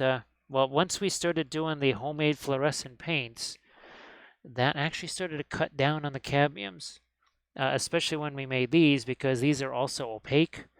I mean, look at that thing in my hand right there, right? And of course, a couple of different ways you could do it. You could do it with the Green Stuff World, floral powders, a couple different ways. Yeah, Steve, I don't know, I think Doji is still in the chat, but someone in the chat, they got the Williamsburg Prussian blue, and when I got the Williamsburg indigo, my goodness, I thought the Windsor Newton indigo was pretty intense. Yeah, that's nothing compared to the Williamsburg indigo. Oh my gosh. We actually started calling the Williamsburg indigo violet or Egyptian indigo because it's almost got the staining power of the Egyptian violet. And we painted this guy with it here. It was a test that I did of a couple of different uh, indigos, and wow, it is really, really, really intense. And again, for folks not familiar with Medbury Miniatures, we've done a bunch of them. So here's again more of the Khandish guys, and then we've done a ton of dwarves. That we actually did some more earlier in the week. Wasn't that our Monday stream? I don't think that was our Monday stream that we did those. Let me see. So we got some of our lights there. We're gonna see what we can do here. Now, oh, I gotta see what we're gonna do with our banner here. We need some of the yellow over here. Maybe a little bit more of just the Indian yellow, not quite so much of the red in it. Get rid of that piece of fuzz. So Sarge, how you doing? Sorry that there was a lot of stuff going on when you first came in. I hope that you're doing good and uh, maybe gonna have yourself some fun over the weekend too. Let me look at my. Okay, yeah, there is a. I thought there was a little gap there, so we're just gonna try and toss some of this yellow on here. start to work out our banner design little by little here.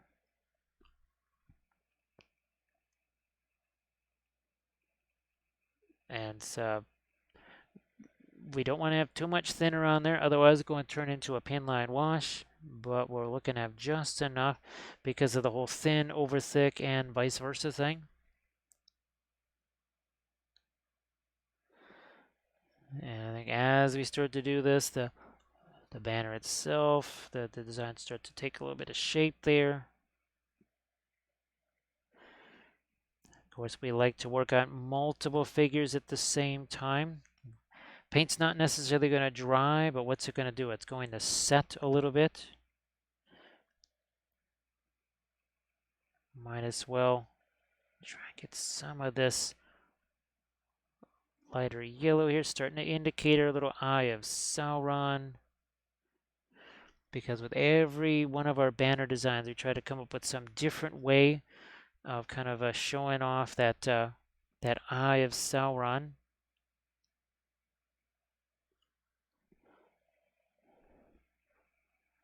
Again, we're just going to do a little bit of stippling on there. Not looking to have any specific shading on. I just want to get that yellow in there so I don't forget. We'll have to come back in with our lines around it as well. You can see how the thinner paint sticks very nicely there. Sometimes if you find it just doesn't stick somewhere, maybe you have to go the opposite way. Like there, just had to thin it down. And I'm sure that, yeah, see, same right there. Thinner paint sticks to the thicker paint. And again, all the action here on the bow, no big deal. All we had to do was just take some lighter color. Here, there's my really yellow pale. So Enganes, yes, I think you saw the latest one with the salamander, right? We did the salamander one, and then I did a whole 3-part series, kind of a road to the golden demon right here. And we converted the miniatures, then we painted the miniature, and kind of the last episode really focused on the freehand design. So we just did this in the last month. And then, of course, I've got 2 Necron series for the Army Painter pledge level. And actually, I was able to 3D print some Custodes vehicles. And of course, well, there's the Sisters of Battle series. Yeah, so we got the Sisters of Battle. So there's already a ton of 40K stuff there, and more is on the way.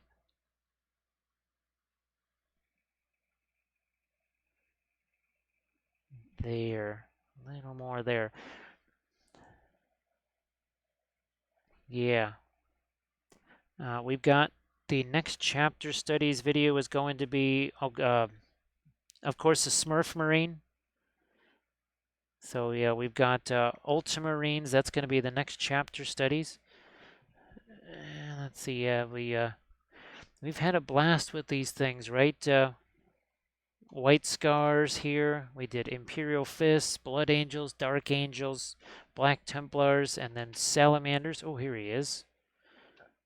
There he is. There's our Salamander guy. I actually had a little bit of object source lighting on him.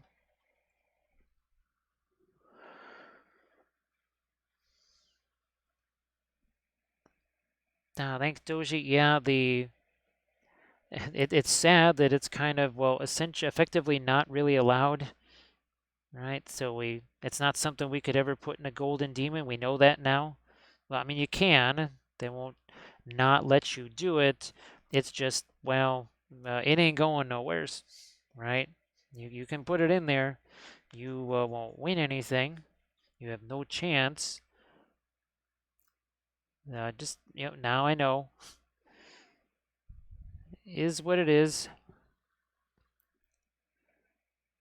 But I certainly had a whole bunch of fun painting those guys. That was, I'd always wanted to do sort of a custom Space Marine chapter type thing. And boy, was it fun to actually get a chance to do that on those guys. Here, let me see if I can start to get some lighter greens in a couple areas here. I also want to double check something here because I was just filming a video not long ago. So I'm just going to do this right here.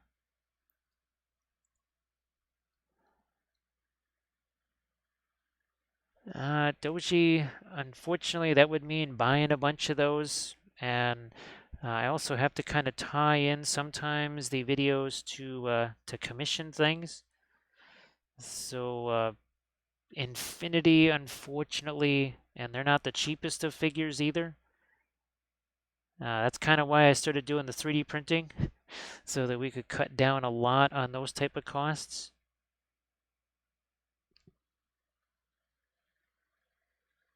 Well, Doji, well, you know the Lord of the Rings stuff. It's the same scale. It's all true scale. Like right here, literally, this is the same scale as Infinity stuff. So all of the Lord of the Rings stuff is very tiny. Now, also too, actually, Doji, the arch-villain infantry. I think you remember me saying on the vampire guys, whatever that series, that those were really tiny. So they are super, super small.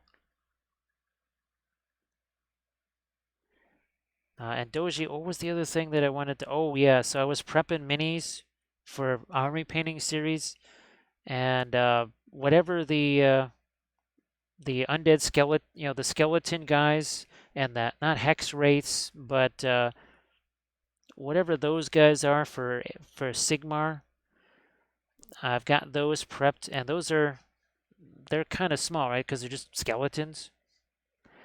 But yeah, these guys right here, these are definitely true scale for sure.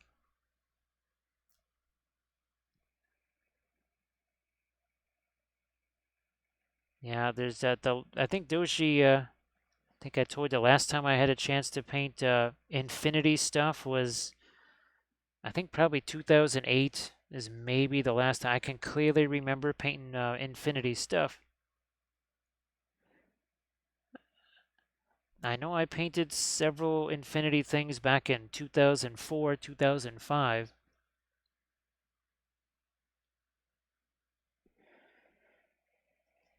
Doshi, really, there's no difference. I mean, whether it's fantasy, sci-fi, the oils work just as well for the sci-fi stuff. Because actually, I did paint, got Necromunda, that's it. I don't have them around because they were a commission thing. But, well, I painted Necromunda, painted the Necrons, of course. Those were with the oils. And, well, thank goodness for the oils. Thank goodness for those. Yeah, let's get that. There we go. Nah. Went where I didn't want it to go.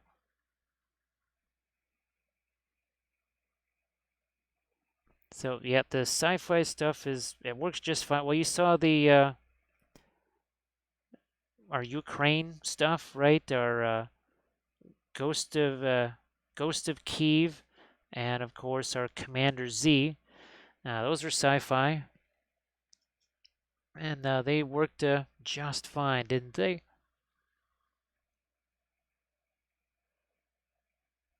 Actually, now there is some commission stuff that I'm painting that's sci-fi, and painting that with the oils. It's nothing that I'll be doing in a video or anything like that,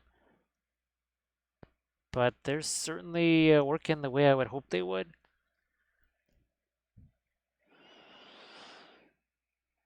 Let me see here. Let me see if I can get back to my phthalo green, maybe even a little bit of turquoise there. And Doshi, once I can get a chance to assemble some of those vehicles that I printed out, Adepticon really just it tore up the schedule and set it on fire, and then dumped it in the garbage, and then set it on fire again. So everything that I wanted to do all got sort of pushed back by Adepticon. So hopefully you'll be able to see some vehicle painting. Thanks, Ngani. I'm glad that those were helpful. I had so much fun with those. I really, really, really did. Absolutely had a blast with those. Let's see what happens here. I'm going to try and get some of the darks in here now on the banner freehand if we can.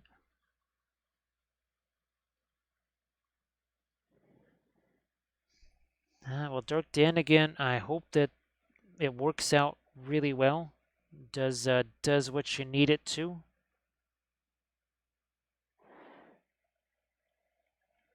So Doji, there would be no difference in the approach, just like I did here. There would be the usual pre-glaze. I would do a little bit of the kind of dry brushy stuff with some of the lighter colors over the top of it, and move on from there. It'll be exactly the same. And I think Pan-Oceanians, that is actually one of the factions that I painted way, way back in the day. Who are the guys that had sort of the werewolves wearing camo? I swear, yeah, it was like werewolves or something like that wearing camo. That was the other faction that I had to paint.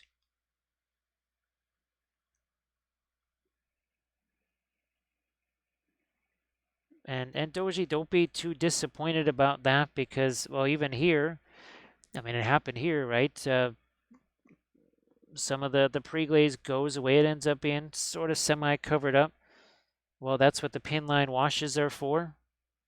So I just go back in there with the pin line wash and get that taken care of again.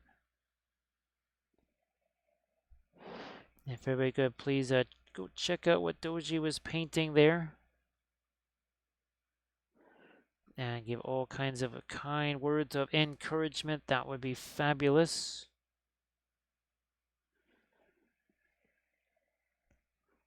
I mean, even here, right, the banners, mostly covering all that early shading that we did. And guess what? There's going to be some lighter stuff that goes on top of this, but not right away because I have to let some of this set. Here's the next bit right here. Like so.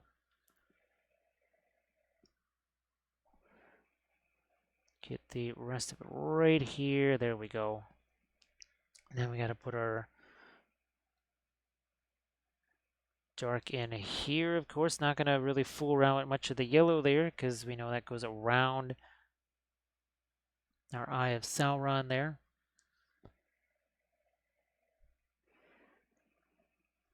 Doshi, those smaller plates and those finer details, that's something that just kind of it gets easier the more that you do the oils, because that's what I found. It was the same thing for me. The longer I worked with the oils, the more tiny little things I was able to do with them.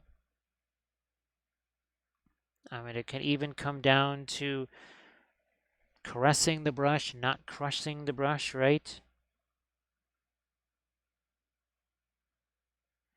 Here, let's do some more right there. So a flight sim, I hope that you're doing good. Sorry, there was that raid right right as you came in there.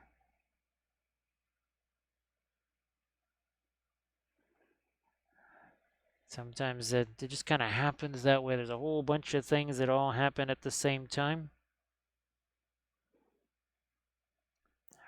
A little bit of our dark right there, and then we're talking about some pinline wash here. The indigo, maybe in perline black. Here, where's the just some thinner, just a couple of drops of thinner into that. And this is where I can get back some of those initial, some of that initial dark that was down in all those crevices there. See, just a little bit of quick pin line wash. And Doshi, I mean, the other thing too, you have to figure this is what I do all day, every day. 14, 16, 18 hours a day, 7 days a week. So we get just a wee bit of practice here, don't we? There's a wee bit of practice that happens here. So also you gotta kind of factor that in for yourself too. Don't never be too hard on yourself.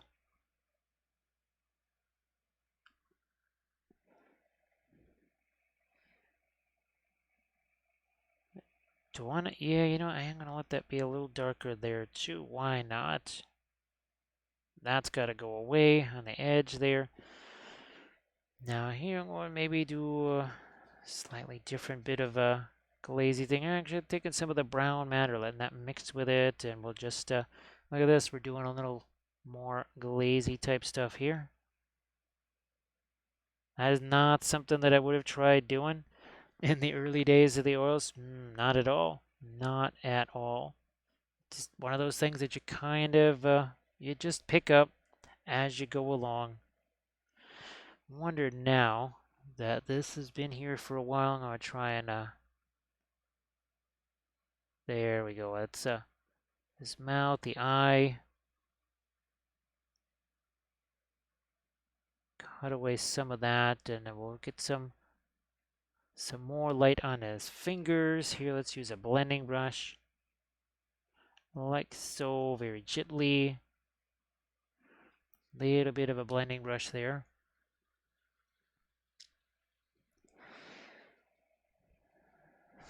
See if I can get a couple of little darks right along the edges of these little tassels here. Again, sort of doing it like a bit of a pin line wash.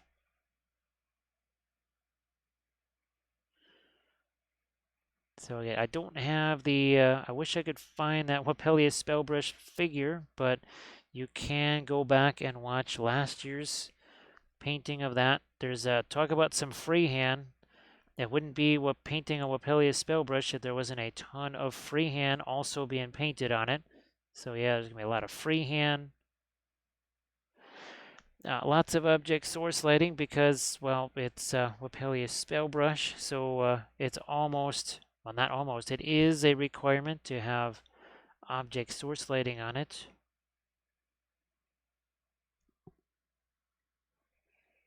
Do I need to darken that down to maybe? Maybe even there.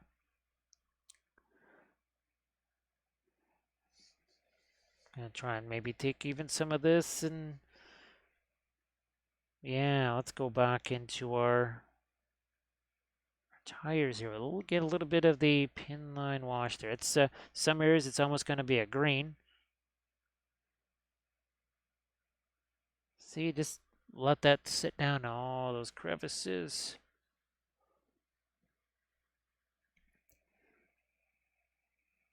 And of course, Dirk Danning, the Doji, that is why this was the figure for the class, right? Because there was no tiny, well, there were very few tiny little surfaces.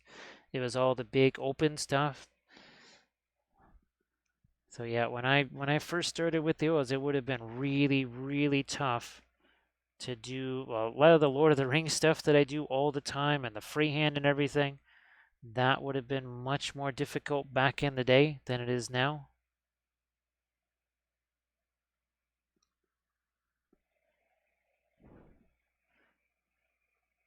Going to try and get a little bit more again of that dark down into here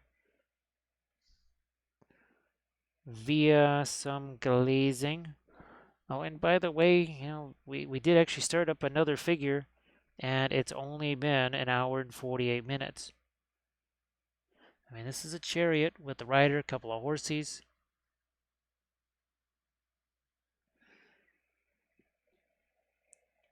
Yeah, Doji, gosh, I don't know if you've been in some of the streams and such where I'll just kind of maybe tell somebody who's new or something like that. Just the last thing you want it to be is your army.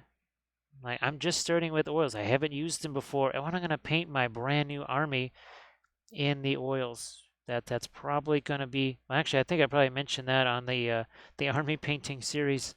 That could just be That could be a cause of consternation for sure. All right, now this I can't do too much thinner on this.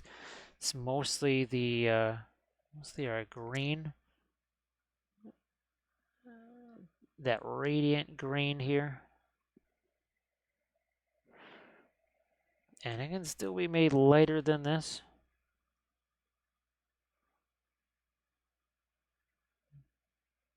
But again, if I tried doing that an hour and a half ago, that wouldn't have worked because there was still a pre-glaze sitting there. It's all about the timing. It's all about that timing. Now, Doji, I think if you've been watching these, and wait till you see the final episode of this, I'm going to be posting that tomorrow. All of the freehand stuff, it was actually really easy to do the freehand over the dry paint, right? A lot of the stuff that I was doing, of course, because it's an army painting series, it's going to dry between episodes, right? And that makes a big difference, I'm telling you. So it might even be easier for you to be working on stuff that let it dry and then come back to it again. But of course, you've been able to get some stuff done pretty darn quickly, right? Actually, Doji, if you wanted to post any other finished pictures that you got in the chat there, and just to let people know just how fast some of that happened, it's always good to let them know. So we like to have Grundy post some of his stuff in the chat so people can see just how little time that it takes using those oil paints. See if I can get some of these little studs here on his shoulder. Start to get some lights in his arm.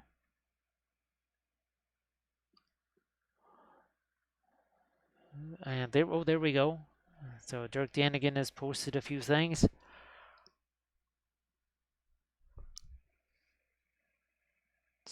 Yeah, a couple more dots there. His helmet, also some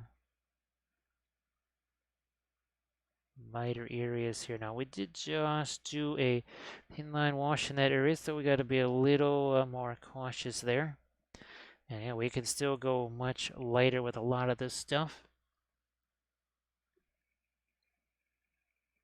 Let's go a little lighter here. Around, oh, on the shoulders. Let's do that.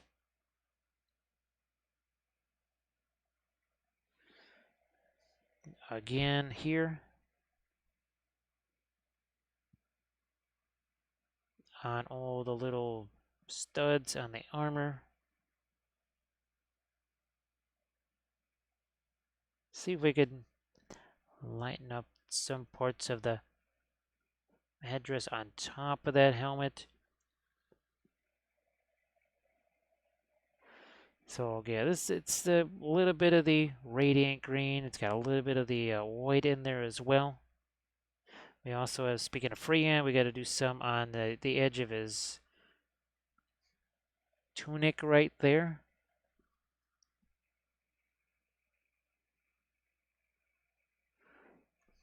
Did I do this lighter here? I'm just looking at some quivers. Yeah, I think we made that just lighter there.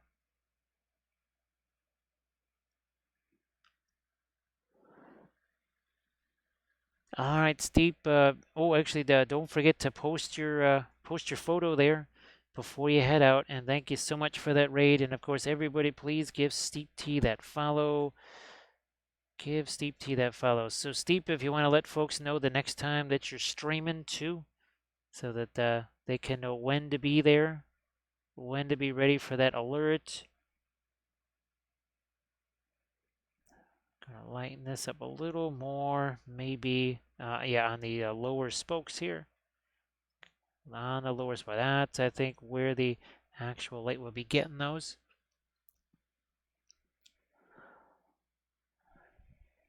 And those, I hope that the freehand went well there, that you were giving a try. And again, if you posted it in the Discord thing, in the showcase area. I'm sorry that I haven't seen it. I haven't had a chance to look at anything in that area since Adepticon. I think I've only posted in the Wappleville area maybe twice since Adepticon, pretty much. That's about it. It's been a little nuts since Adepticon.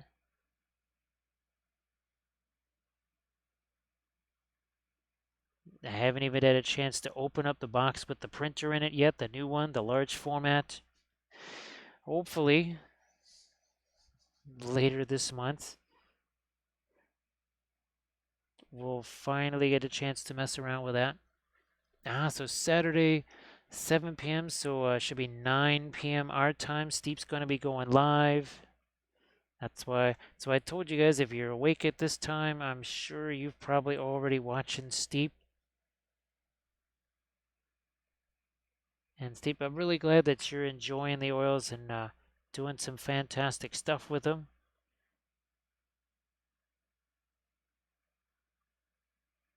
Because that's, I just really enjoy the heck out of those things.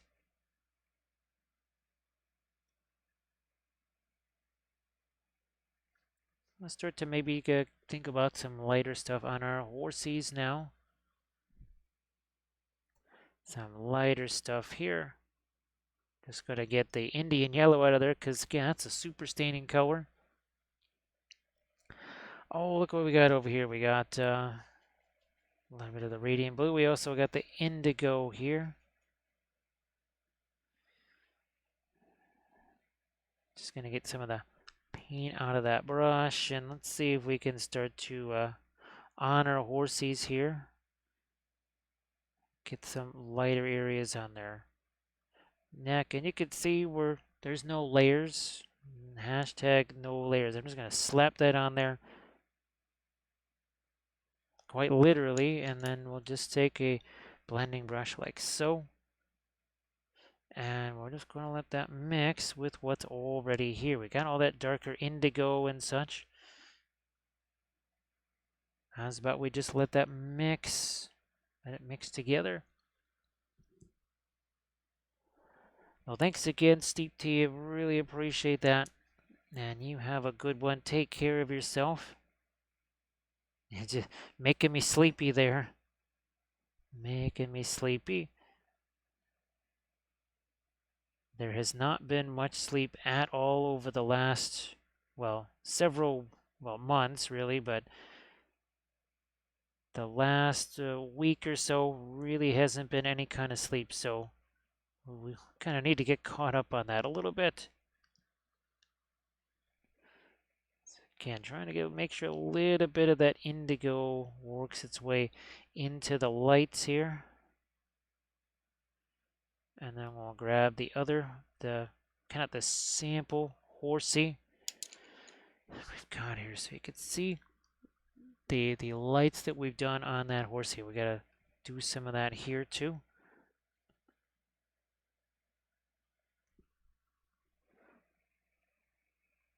And really, maybe on the mane, we'll try and hit a couple of areas on the mane too. Maybe on the horse's neck. So when it comes to the different 3D printing, especially when it comes to the Lord of the Rings stuff, printing goes ever on tends to be the most stylized. Diwali tends to be the most realistic. Everybody else kind of falls in between. Medbury and Kurzlook, they're typically a little bit less stylized. I think Kurzlook gets less and less stylized as he goes along and just kind of learns more and more about the sculpting. Obviously, for Medbury, he also does historical things. So that's why they have kind of a certain look to them. So if you play historical games, well, Medbury has tons of historical figures.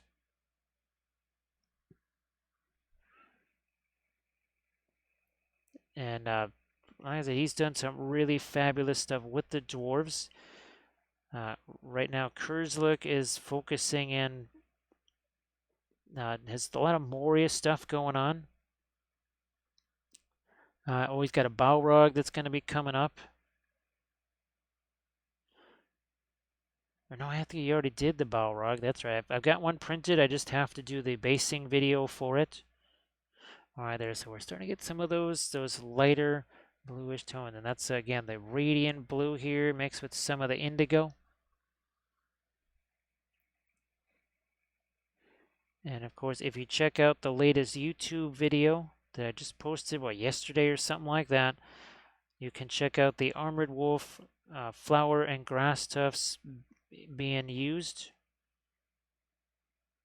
And that is, you can go check out the Armored Wolf, well, for now, the Etsy page. And Armored Wolf is trying to rebuild the stock of those. And I was just filming a video using the crushed glass snow from Armored Wolf. It's amazing stuff. There is nothing else like it. It is the only product like it out there. And so it was a whole unit of these. Oh, look at the icicles. They're almost completely clear now, but there's some of that snow, fantastic snow effect there. And the nice thing is, again, it can be very crystalline, like snow actually is, as opposed to most snow effects, which don't really have much of a crystalline look to them. They look more like a powder. And of course, you can't do any melted snow, like you can't say with the crushed glass. The same medium that I use to make that crushed glass snow work is the same stuff I use for water effects, fire effects, for sculpting flames. And even the same material was used. There's a big gap here on all of the bears right down the middle, and I was able to basically resculpt the fur quite easily just using the same heavy gloss gel that was mixed into the snow. Same heavy gloss gel that I used for fire effects and the water effects on all the Armada ships.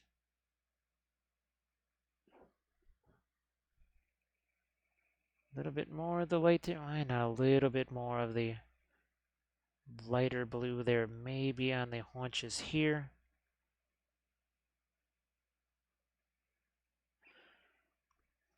Maybe on the tails back there. Then I also have to figure out what I want to do with the banner there. I'm just probably going to chuck some of the Egyptian violet on there. Oh, by the way, the wheels here, because we're talking about the chariots, right? Medbury Miniatures. There's, I think, two different types of wheels. There's these really heavy wheels, and then there's some regular wheels, so to speak. So you've got options there. He's got all different types of heads for the horses. So you could have, well, I think there's 5 poses of horses and then 5 different heads. So you can basically have the 5 horses and the 5 heads in different combinations, which that really adds up to a lot of choices and options.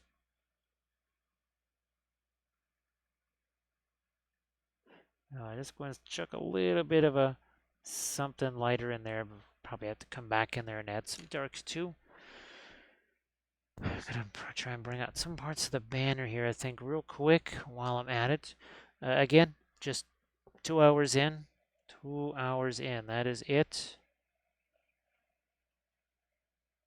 I might also thin this down. Well, it's been quite a while since I last put the light green here on some parts of the banner, so it should work out. Yeah, see how that covers so much easier now? And this should start to tighten up here too as well. That's the nifty thing about doing the freehand with the oils. Like I said, that new Patreon episode that I was talking about, it was all about the freehand. And Armored Wolf is, as he put the link in there, you do that Army Painter pledge level, you're getting every tutorial that I've ever made, which is why there's about almost 1,100 hours now worth of videos. I'm adding 20 to 24 hours every month of new videos, so it just keeps piling up. You'll never binge it all. Where's our, there we go, a little bit more of a light there.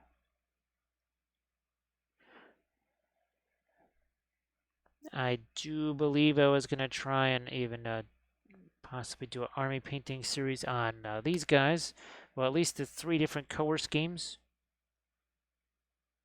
Because I've never done an army painting scheme with, well, more than 1 color scheme. So that would, I try to do things that are different instead of just the same thing over and over again. Thanks so much, Doji. I appreciate that. I really love it because it lets me try a lot of different things. And now, of course, with the printing, I can sort of customize the series to the, or the miniatures to the series as opposed to the other way around.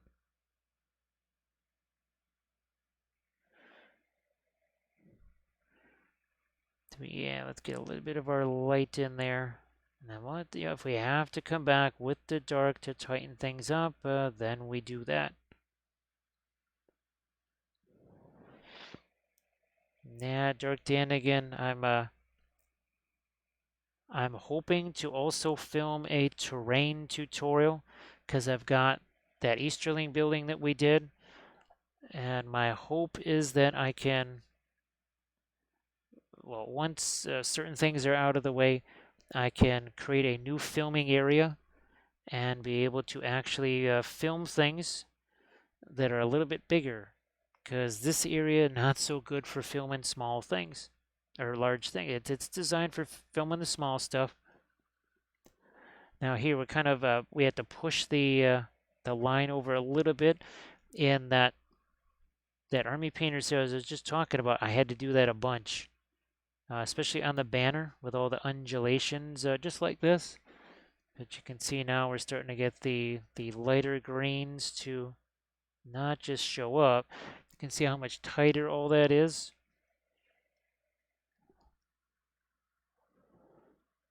Hey, Bithron, how the heck are you doing? Nice to see you. The bank is looking super fantastic, Bithron. I'm saying that's got to be one of your masterpieces right there. Yeah, I think you really were able to do some fantastic stuff on that bank. I know that I know you got Instagram links to it, so if you want to post those so people can see that fabulous bank you've been working on. Yeah, I think people will get a real kick out of seeing that bank. It is super fantastic. I mean, it looks really good, but there's a lot of playability to it, like we've talked about. How many times have we talked about the playability and some of our messages back and forth there? Can you see this? Yeah, you can. Now, I might also back out a bit here. I think I zoomed in closer so that we could see that freehand there. Yeah, I did. There we go. Now we can see a bit more of the chariot here. Nah, Bithran, I was wondering. I figured that you were getting a hankering to actually throw the paint on that thing. So I hope that that's as fun as building it. There is a certain satisfaction, right, getting the paint on there.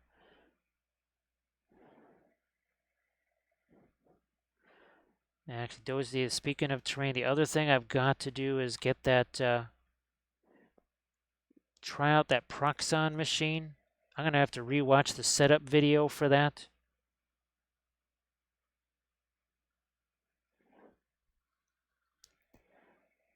Yeah, I've got to finish watching that Proxon, or rewatch that Proxon thing. And then I'm probably going to have to get some of that shifting lands. I think that's what it's called. Not shifting sands, but shifting lands. Some of those guides, because I think those are going to be really helpful.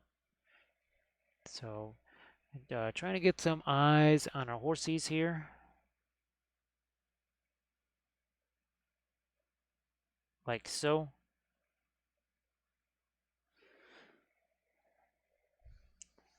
Reinforce some of the reins here.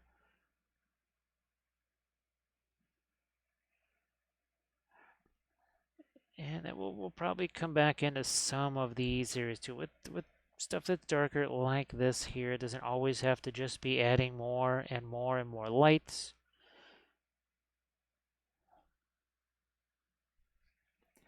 So yeah, Bitron, that really, your bank there is quite the achievement. I'll just let that get darker too. Sharpen that edge. Oh, these two. Just let that get dark, and I'll come back in with some Terra Rosa or something. But first, I'll just let that sit there. Moe, how are you doing? Nice to see you. I hope that you had yourself a decent week, and well, now it's Friday here too. It's 1:48 in the morning here, so it is also Friday here. Now it's Friday for most folks in the chat already. So nice to see you there, Moe. But I haven't had a chance, unfortunately, to catch any of Steela's streams. I know that she's been uh, trying to do as many streams as she can, even though she's super busy. And of course, Moe, I don't know if you saw some of the craziness of our Slan week, where we did all of those really, really brightly colored guys. And then, of course, we concluded the week naturally with the whole unit of bear riders with the totally opposite color scheme. Total opposite color scheme. Moe, yeah, that certainly hasn't happened here in months. Quite literally, it's been months. I just I long for a drought. I would absolutely love that. I don't know when it lasts, about 12 years or so. That would be really nice. Let me get caught up on some things. Of course, it can be just a localized drought, just like over this house. Farmers can have all their rain and all that kind of stuff. That's fine. I want a localized drought right here. I want to actually know what it looks like to be able to see stars again, because I haven't seen those in months. So yeah, just don't want to deprive the farmers of their rain. Yeah, Bithron. Oh yeah, Bithron. Were you able to find some wanted posters and that sort of stuff? Because I know we were talking about printing out some of those for the inside, and maybe some just generalized posters for the bank on the. I even had like maps on the inside. Well, especially at the train station, the Wappleville train station had some maps on the inside there. All right, all we're doing here, it's very simple. Just adding some of that radiant blue there to our indigo. Just trying to get a few lights here on our horses. And again, the Medbury printable chariots here. There's at least 6 or 7 different crew members, all the different weapon loadouts. So when all of the different Lord of the Rings guys, they play the game, so they know, okay, yeah, if I'm going to do Easterlings, they only have this and this and this. I'm not going to make Easterlings with these other things because, well, you can't have those. And they make sure that you can, especially things like, well, everybody wants pikes for their Easterlings. Yeah, Bithron, now, I don't know if, which was it, Mantic? They have those terrain crates. I don't know if Mantic has a terrain crate that also has, well, basically stuff like that that could be very appropriate. I know they have them with crates and barrels and all that other kind of stuff because that's pretty. You could use that for pirate ships. You could use that for just about anything, right? Certainly for Wild West type stuff. Okay, I'm going to keep working with my radiant blue here on the main. Try and draw out a little bit of our light right there. Ah, same thing on this side. I actually have to paint up some of that. What is it called? I just, yeah, the terrain crate stuff for Lord of the Rings. Some like it's like a campsite or whatever, which would be just perfect. Where's my? Here, let's use this. Brush some of that away. It was a little too much there. It happens. It happens. So, Moe, have you been able to do any kind of fun stuff, miniature painting wise? I hope that you have. Hope everybody's actually been able to at least do some painting fairly recently. See if I can get our horsey over here with another eye. Get some of our dark splashed back in here.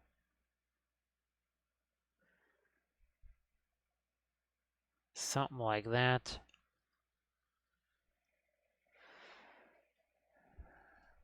A little bit of a glazy thing here. That's the Van Dyke brown mixed with some of the brown matter.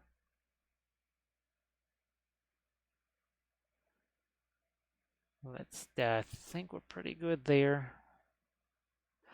Yeah, on the chariot wheels, kind of thinking about maybe doing some kind of mud spatter or whatever. Not quite sure.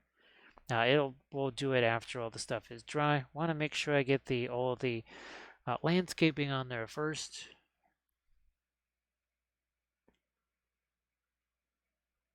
There we go. I don't think I'm gonna do any rust on the wheels here.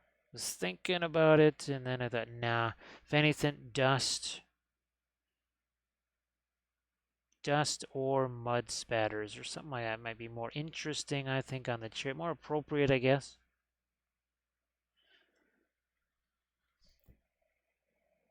And just like we did on this one, so you can see the grass tufts and a lot of the ground cover that went on there.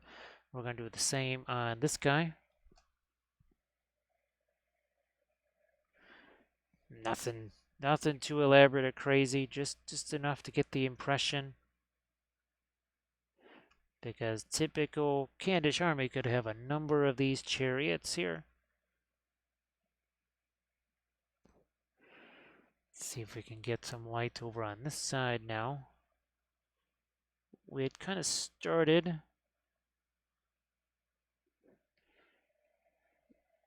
And this is not straight up white or anything like that. It's actually got a little bit of the... There's actually a touch of a yellow in this almost.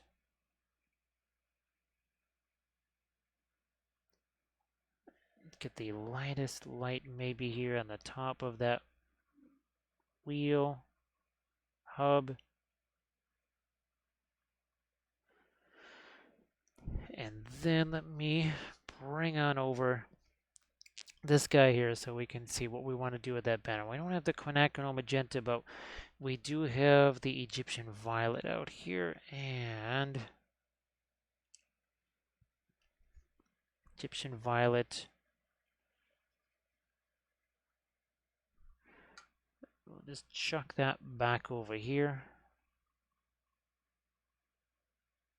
Something along those lines, and then I guess I could break out that quinacridone magenta or purple matter.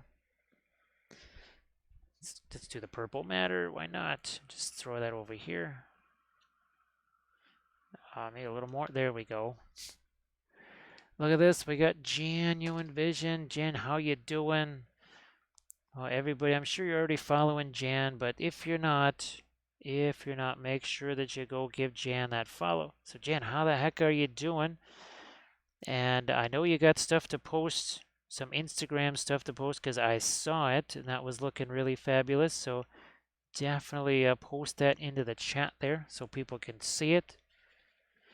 Gonna get some skin-ish tones here on our little deadhead. Try and do that. So Jan, we had a lot of fun. I actually brought out the cobalt blue again. This was Slan week. We did 3 of these in the 1 week. This was the last one. This was the first one, and actually cobalt blue made its appearance again. And then this was our 3rd Slan, because you can never have too many Slans, right? And I know you saw these. I'm fairly sure you saw us painting the Ukraine Marines here. This was the first one, round about a month ago. Yeah. Now maybe this is 5 weeks ago. I think it was 5 weeks ago on Saturday we did this one right here.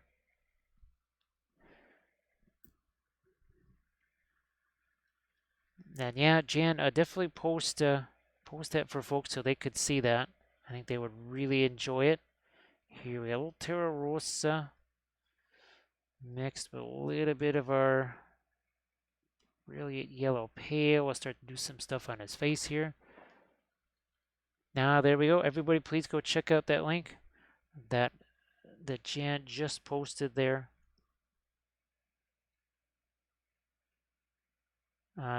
Jan, now I know obviously with Adepticon not being there for a couple of years and stuff, do you think it'll sort of align for you maybe next year where you can do the Adepticon thing that you didn't get to do 2 years ago, then last year, or this year? Because there was a lot of folks from Twitch at Adepticon. It was almost like TwitchCon.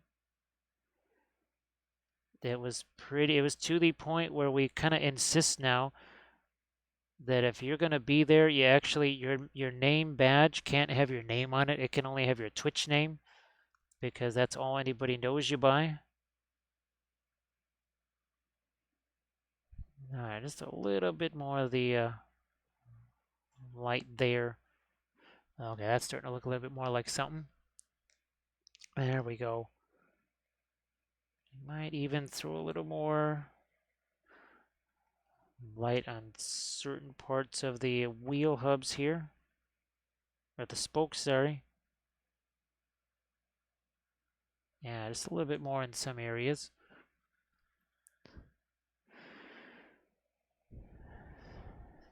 Now let's see if I can. I don't. I thought I had the radiant violet out there, but no big deal. We'll just use this.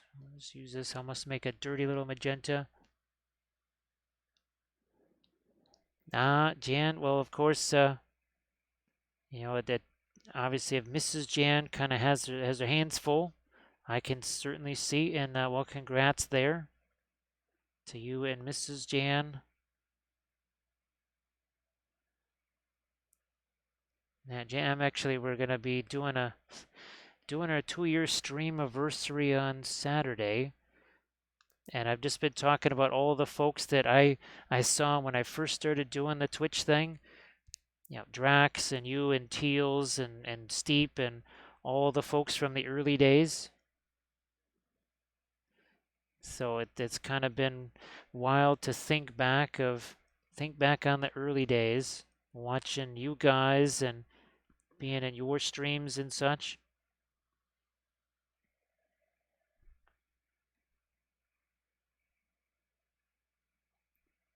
And just wanted to, yeah, say thanks. It was always fun to be in Drax's Discord thing there and be able to chat with everybody. It seems like it's been forever doing this, but it hasn't been forever doing this. It seems like, well, I've always been doing this. Geez, what else? What else would it? No, it has not been quite that long. I've been getting a lot of those. What is that? The Facebook memory things, and it says, yeah, here you were doing a Facebook Live or a YouTube Live, and I'm thinking, okay, that was 10 years ago. No, that was 3 years ago. That was kind of scary to see that. YouTube and Facebook Lives as recently as 3 years ago. We got Sander is back. Sander, how the heck are you doing? Nice to see you back. All right, I'm just gonna fool around with maybe a little bit of gold right here. And we'll just, I don't know, maybe not that. We might have to change that a little bit. We'll see.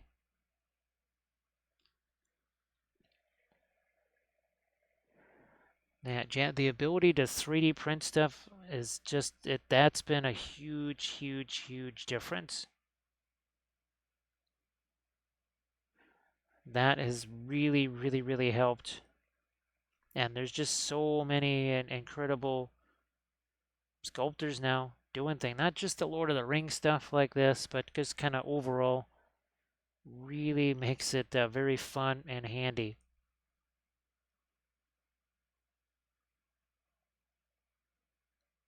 Just gonna maybe try and dot something in here, maybe. Something really quick like that. Well, Sandra, I hope that you also, I'm rooting for you, hoping you get to work with the oils too. Because every day working with the oils is a great day, is it not?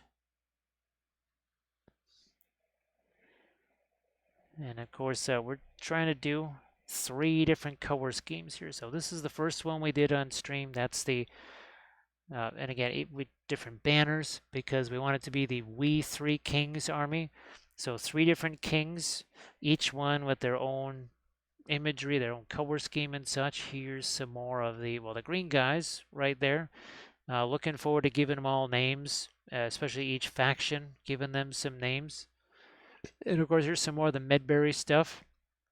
We painted some more of those on Monday. Yeah, painted some more Medbury dwarves on Monday. Oops, that's too much paint there. That's what we cut down on that a little bit. And then maybe hit the reins on our horses here.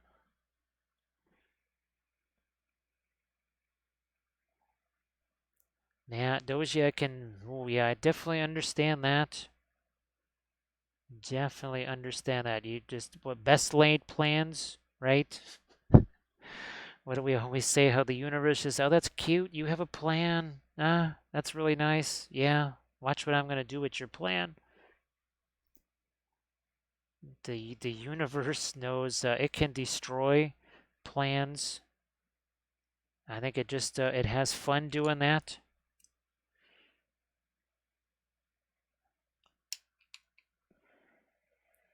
So yeah, I do understand when folks say, well, it's been a little while since I last had a chance to paint.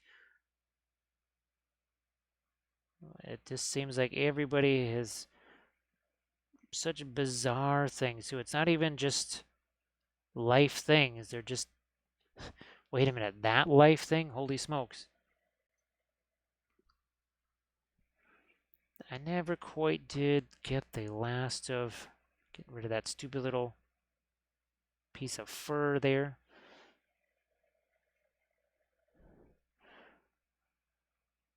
Lighten that up too.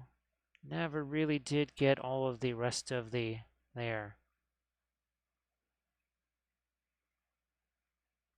Where's that blending brush again? Poof, there we go.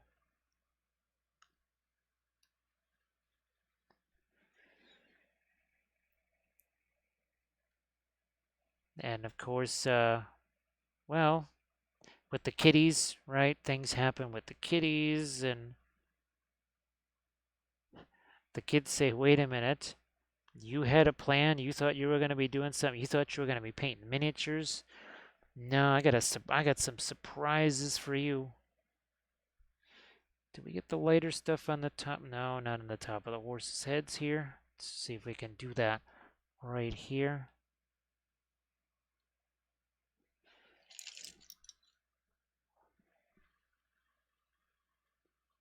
Xander, like we always say, every single time, less is more is way too much.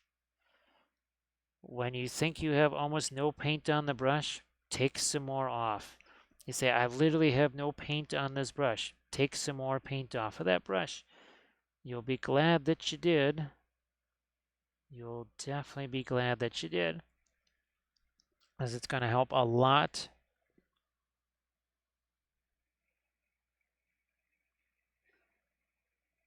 Do I need to? Yeah, I'm going to just see if I can't get a little light there again on the horse's reins, and then we'll see what do we want to do here. This one's actually got some chompers. We're going to go back to the sort of mid-range color there for the bridle, like so.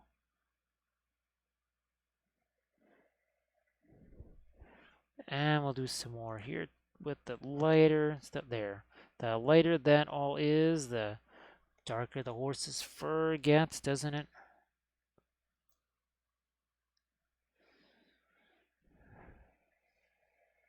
I might even just fool around with a couple of lighter lights on our little dead man's skin here.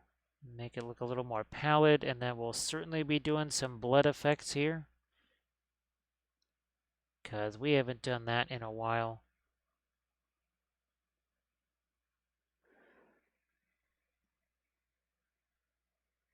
Put a little bit more of our light on that banner there, and now gonna put a little indigo here. I don't know, maybe a little bit of Prussian blue there.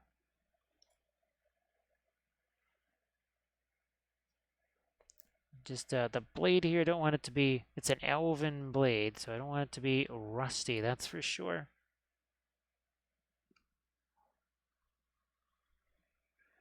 Don't want a rusty elven blade there.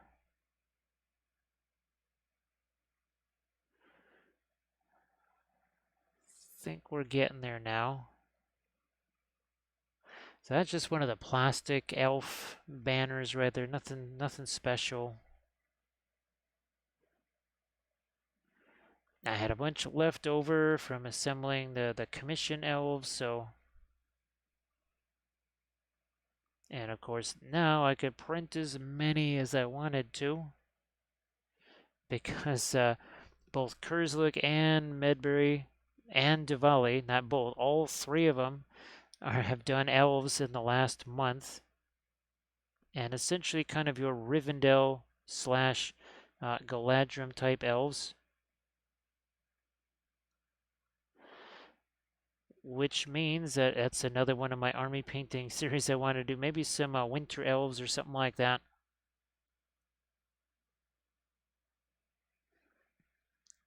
All right, that's good enough. Now I'm going to see if I can get maybe. Oh, that's too late. That is too late. Let me see if I can get just some lighter stuff going on in this here. Now that boy, it didn't take long for that pin line wash there to. Again, it's not dry. It certainly looks like it's dry.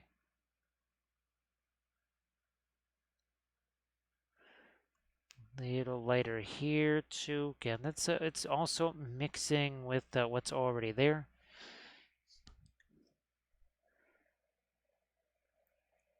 Got some Prussian blue here because that just got whacked. So we'll try and build that back. So all of them are pre-supported. Now, you'll wait longer for things like Diwali, even though they have the fewest amount of sculpts. Their stuff takes a long. No, actually, now its printing goes ever on, and his stuff is going to be even a little bit more delayed than usual this month because his test printer basically is destroyed, and he doesn't like to put pre-supported stuff out there until he's printed it himself. So you're going to be waiting a little longer than usual even for the printing goes ever on. The Medbury and Diwali supports, they can sometimes be, especially with horses, there are some times where I just kind of take the Medbury or especially the Diwali stuff, and I will just do my own supports for it. It's not all the time, it's just every so often, certain poses or whatever. I don't know if it's the way they're doing the supports or whatever, but you will get some dicey things happening every once in a while, especially with the horsies.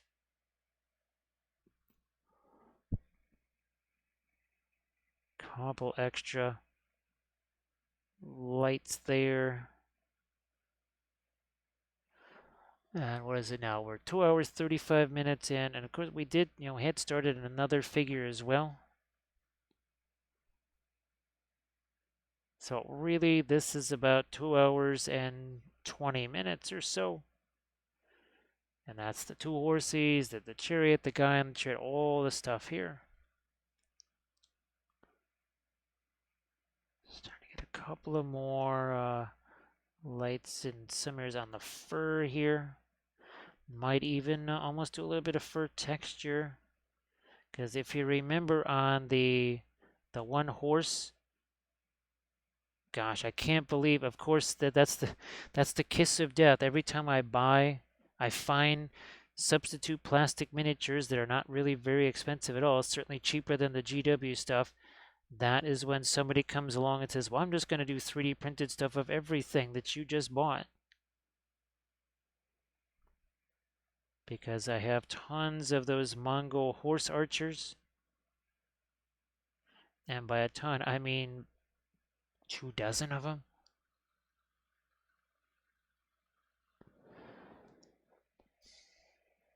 That's not necessarily the case there, Sander. It can still have a little bit of thinner in it. It's just if you can take most of the paint out of the brush. So it's not dry brush in the way you would think the acrylic stuff is. It's just that it's not running with liquid the way a typical painter seems to be working with the acrylic stuff. Like even now, this is essentially a dry brush type of a stroke here. This paint is actually thinned down. It's actually got some thinner in it. Well, look at this here. We got ourselves a raid from Good Enough Painting. Good Enough, how are you doing? And of course, thank you so much for the raid. And of course, if everybody could please give Good Enough a follow, that would be good enough. So Good Enough, how was your stream? I hope that you had a lot of fun and maybe got some stuff done. Sometimes streams where you get a lot of stuff done means you didn't have to engage as much. So Striken, thank you so much for joining us here too. So what we're working on here is some 3D printed stuff. These are from Medbury Miniatures. Working on another one of our fun chariots in a different color scheme than the last chariot that we painted on stream, and very much like some of the other guys from this same tribe right here. So we've got actually a little picture right there of some of the other guys painted on previous streams. There you go. Thanks, good enough. And oh, here's some more Medbury stuff. So there's some dwarves. We painted those on stream as well. We just painted some more.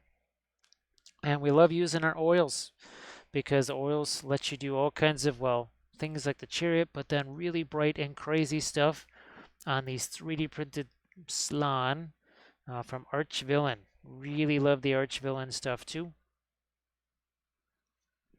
So again, everybody, please give Good Enough Painting a follow. Oh, hey, this is what we just painted on last Saturday Yeah, less than a week ago, painted up a whole unit of these guys, these bear riders.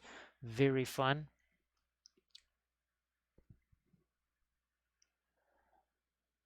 Ah, good enough. The arch villain stuff is so amazing. I painted so much of that here.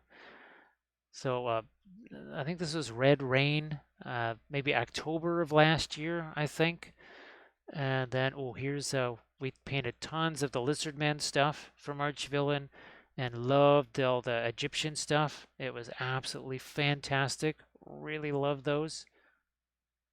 Here, let's keep. There we go.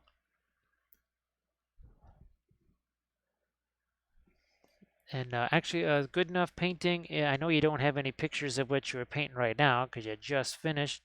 But if you got some work in progress, stuff that you've been doing, you want to post that in the chat so people can go check that out. I'm sure that would be fantastic. So yeah, if you got some Insta links, Discord links, or whatever to what you've been working on, that would be great so everybody could see what it's like to be good enough. See what I just did there? And oh, actually here we just did these guys. Where did they go? Here they are. I think 5 weeks ago, almost 5 weeks ago this Saturday, we painted up this one right here. And then we moved on to, we did the whole rest. I just decided to do a whole unit of them. And this was the last one here. So we did some conversion of things and such.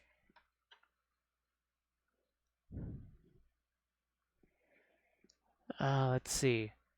So it looks like we always have an old-fashioned bot hanging out in the chat there. So never fear, Armored Wolf will get to that.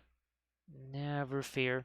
And of course, everybody also please give Armored Wolf a follow on Instagram. And of course, Armored Wolf makes all of the fantastic basing stuff, right? Like all the flower and grass stuffs, even that you see right here. So some of those fantastic grass stuffs there.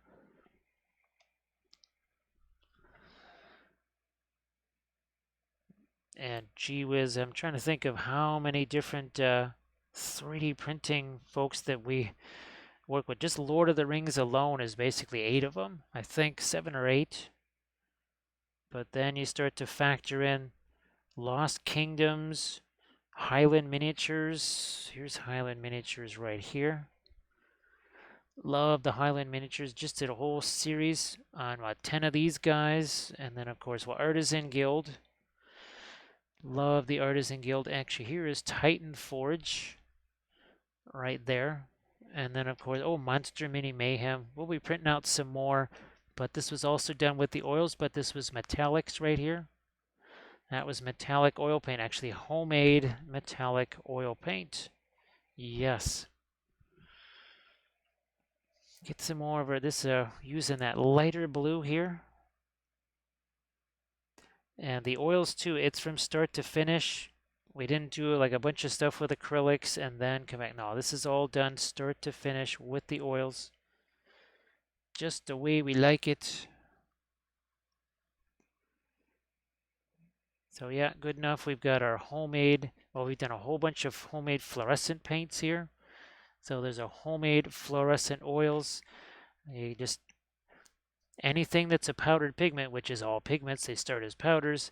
You mix this with linseed oil and poof, just like we were able to make our own homemade oils this way. So we took the Green Stuff World powdered pigments, mix it with linseed oil, poof, and that's what we used on some of these right here. So all of this is metallic. Even the banner has metallic paints on there. All of this, even the freehand, that's all metallic paints with the oils. We've got, oh yeah, here, even here's some more examples again. That's also interference paints. So you take the interference powders, mix it with linseed oil. Boom, you got yourself oil paints. So yeah, actually, good enough painting. If you've got those, all you have to do is mix those with linseed oil, and you got yourself some oil paints, which is really fabulous. And here's this was done with our own homemade magenta oil paint, fluorescent oil paint. This is a 3D print as well. That bust right there on our ships. Oh yeah, here even our. So we've done plenty of the object source lighting. That's also with those fluorescent oils that you saw. Some are tutorial videos, some of them are streams. And of course, well, we've got our right here. These are from Diwali, this guy. And then this is from Frameworks right here. So that's using that same fluorescent oil paint. And that, well, of course, the oils are really handy for doing things like these tattoos. Actually, this was one of my Twitch sessions right there where we did all that. And of course, fluorescent green and our glowing army of the dead, because reasons. Look at this, we got Danny. Sander, that's not going to work. I say that all the time in the videos where we're mixing those things.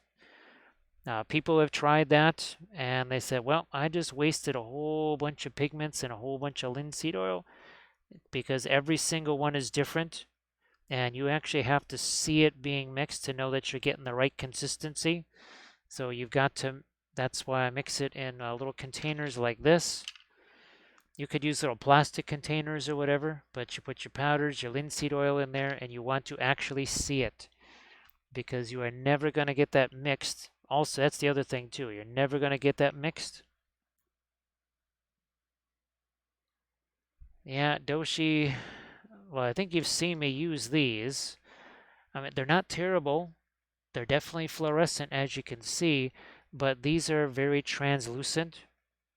Now, I have used these in a pinch, and again, they are definitely fluorescent, no doubt about it. I mean, boom, you can see fluorescent. So, Danny M, nice to see you again. I hope that you're doing well.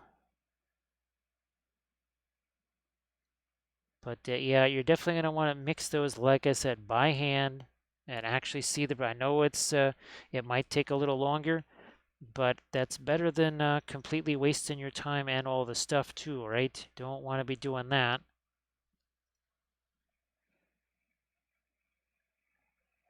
And Doshi, of course, we know that there's no good, well, there's no good metallic oils really. The oil brushers are useful, but of course they have all that alkyds in them, so that kind of then makes them less useful. Ironically enough, now what do I have to do? I have to actually get the freehand design on the bottom of the tunic here. So let's start doing some of that. Start it off this way again with the radiant green. Xander, that is why we started coming up with the idea, of course, of the mixing the pigment powders with the linseed oil because, well, you can get that anywhere. That's the nice thing is you can at least get that everywhere. All right, let's get again, start to do our little bit of freehandy stuff right here. So Danny M, it's been a crazy, well, even last week was really, really nuts. We're hoping maybe that things start to settle down a little bit more because there's so much to do. There's a lot to do. I want to get that new printer set up, a new filming area set up, all kinds of stuff that has to be done. And we're just kind of hoping that things settle down a little bit so we can get to some of that. Hopefully things have been a little bit more relaxed for you.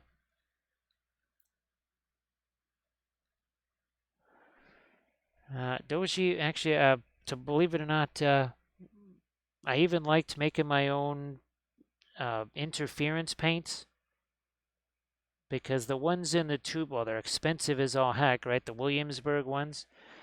But it was kind of nice to have the control over it and make my own. Because the interference paints that come out of the tubes, you have to thin the heck out of them anyways to make them really useful. And I thought, well, if I gotta thin the heck out of them anyway, why don't I just make my own? definitely a whole lot cheaper, no doubt about it. All right, let's drop this down here, and then that's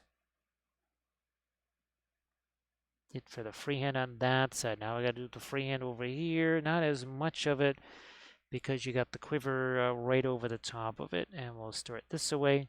And then we'll add the darker green. That's going to tighten up the whole pattern.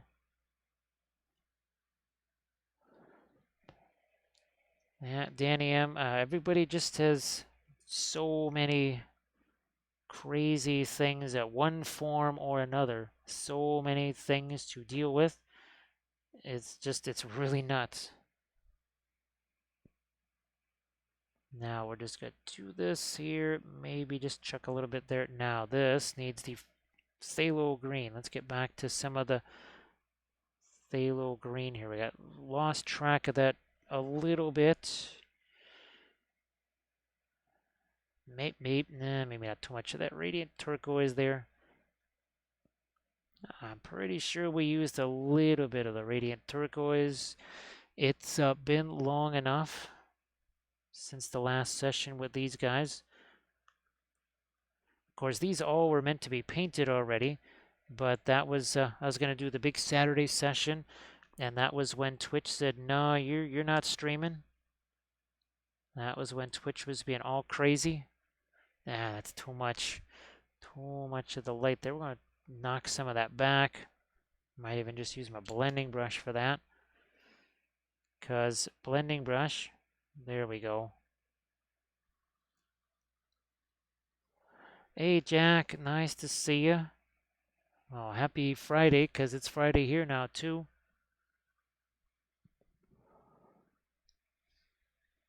Yeah, Doji, I always wish that I could have found the same magic to apply to the dice, because the dice were never, could never make the dice do what I wanted them to do. Ever. They always did the opposite. The dice always did the opposite. Just ask Kathy or Armored Wolf about that. They can completely attest as eyewitnesses to that.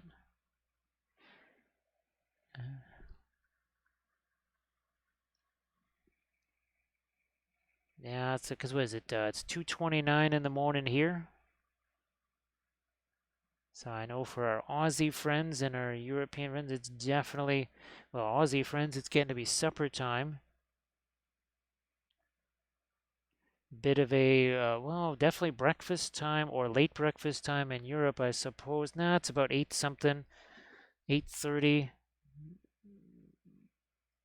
maybe 9:30 in some places. I guess maybe, no, in the central, European Central is what, 6 hours ahead of, or is it 7? I can never remember. Oh, that's right. I forgot all about that. Well, I hope that you have a good one there, Jack.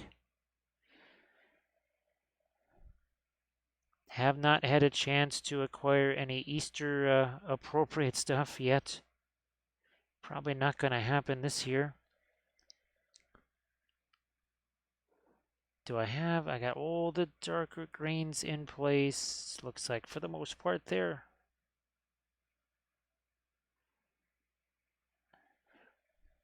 Now, let me see if I can find. Oh, yes. Okay, so the plumes are almost a lighter, warmer green here. Let's see if we can get some of this going.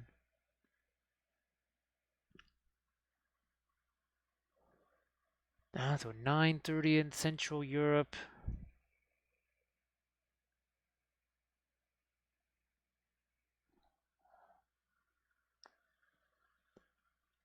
Well, new board games are always, well, new games of any kind. There's just something about that. And like you say, kind of rummaging through all the stuff. That's always really fun.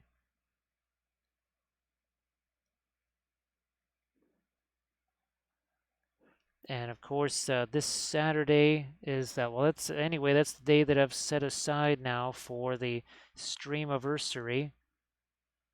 And we'll be painting. I've got another one of these. See this Wapelius spell brush right there? I've got a 20, or no, sorry, a 72 mil version of that printed out. Thank you so much, SCB Demented. Hello, little hobbits. He says, oh, you shall not pass. He's like, dude, I'm just going to run you over with the chariot. See this dude right here? See that guy? Yeah, that's going to be you. It's like, oh, that's right. Didn't I have my head hanging off one of those other Khandish chariots? It's like, yeah, just like the Balrog ripped off your arm, we're going to rip your head off. That means Gandalf is out of here. Gandalf is gone. Well, thank you so much, SCB. Appreciate that. Now, somewhere here, we've got ourselves a new Gandalf that we painted. Let me see if I can maybe get him out. Is he dry? Ah, there he is. So there's yet another Gandalf right there. Yeah, it's another Moria Gandalf. This one is from the Printing Goes Ever On right here. So yeah, there's another new Gandalf. Oh, and of course, some of our new dwarves that we did. Again, those are from Medbury Miniatures. Really love those. So yeah, we have to start remembering to grab this Gandalf. Now, people are going to be so shocked when they see a new Gandalf. Oh, that sounds good. That sounds really good, Jack. It's always kind of fun. Hopefully that they did it really well, too. Yeah, if they did it really well, that's even better. Got a little brilliant yellow pale into the green on the for this crest on his helmet here to lighten that up. Yeah, we've got so many Gandalfs, right? And he says, huh? Yeah, so you're gonna run me over, huh? It's like, yeah, what are you gonna do that the Balrog didn't already do? Look at this man, no arms. Yeah, that's the Balrog. So yeah, the whole thing where you fight a Balrog with a glow stick and a kitchen utensil, I'm gonna say that's not a good idea. That's a really bad idea, because otherwise you end up dead, and then the gardener gets all the credit. That's how that goes. That Gandalf, he's really grumpy. He is very, very grumpy these days. Grumpier than you would think. I don't know.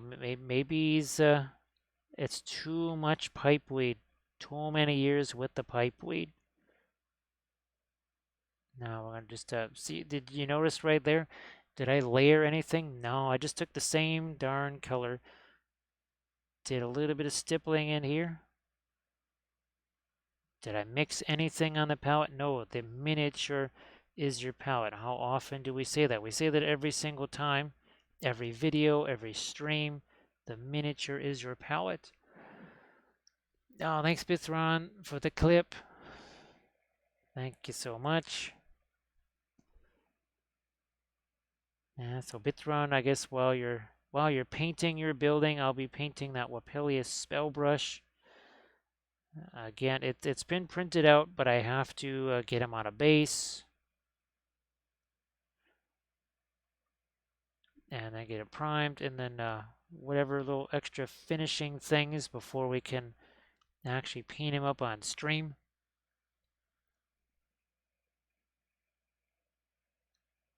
So yeah, Gandalf, lately he's been much grumpier, much grumpier. I think that's just too much exposure to the pipeweed, and of course he was challenged in that pipeweed ring or smoke blowing contest by one of our Slan there. You know what I'm going to do? I am going to do that's gonna be too dark. Kind of back off of that. Just maybe here. Maybe this is just gonna be about right here. Because what I'm trying to do is tighten up the freehand in this area too. Maybe a little darker green right there. Some of these folds.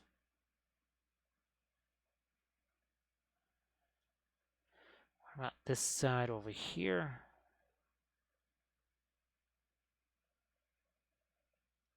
Something like that. Good enough. And then there was a little bit, some yellow in there. That's what it was. I don't know, maybe that and a little bit of the brilliant yellow pale, and that would be probably enough. She just got some Indian yellow in there to make it even more of a yellow. Maybe a little lighter there. Okay. And then we'll put this little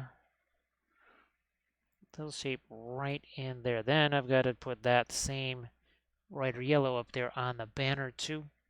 Haven't forgotten that.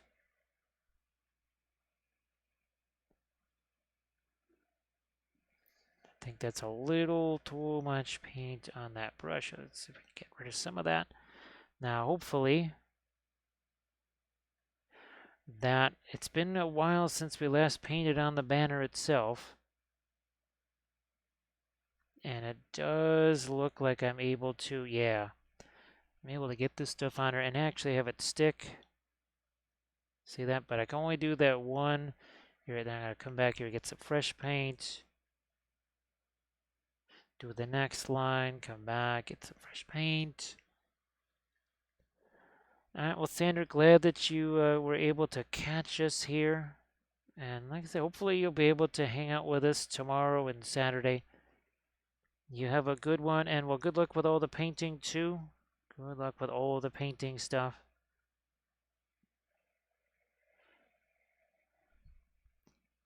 Here, let's do the light on that. So there we are. Now we've got what looks like our Eye of Sauron there. No, maybe will I go? I zoom in a little closer on that, possibly here.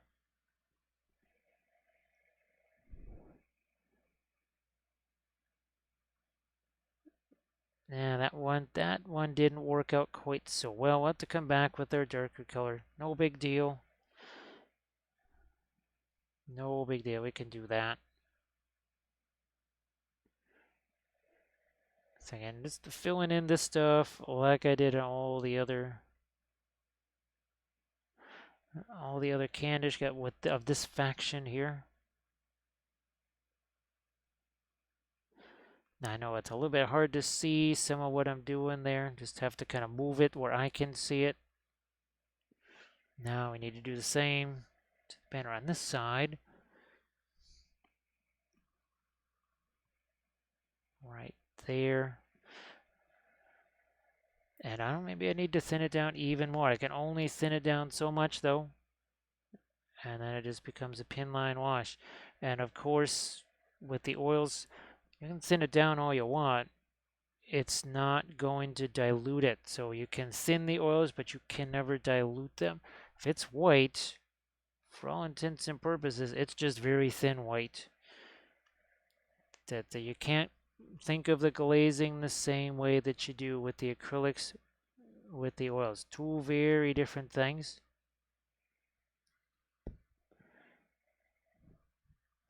Thank you so much, Armored Wolf, for posting a link to the Patreon page. That's always appreciated. Now we're just about to add another video later today. Roughly about every 3 days or so, I try to have a new video posted to the Patreon page.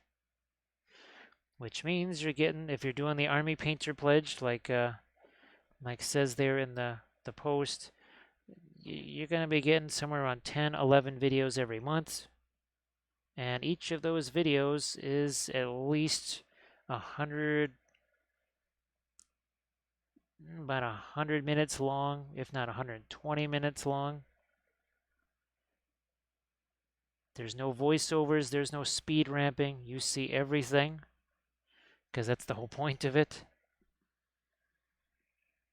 All right, let's keep going with our darks on the underside of this.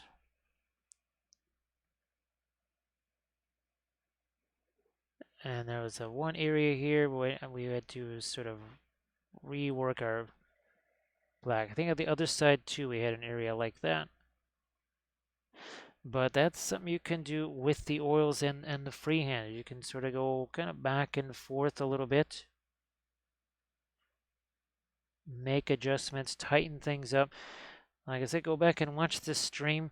I will be putting a video on the YouTube channel that really much focuses on the actual freehand itself here. But yeah, that was all done on stream.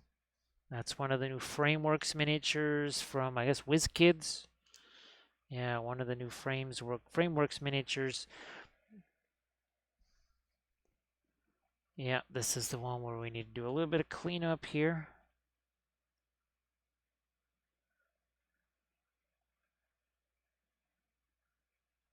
We'll come back with some of our lighter green, I think, here too. Let's do that. The lighter green, that just mostly here is the radiant green. That's from Gamlin.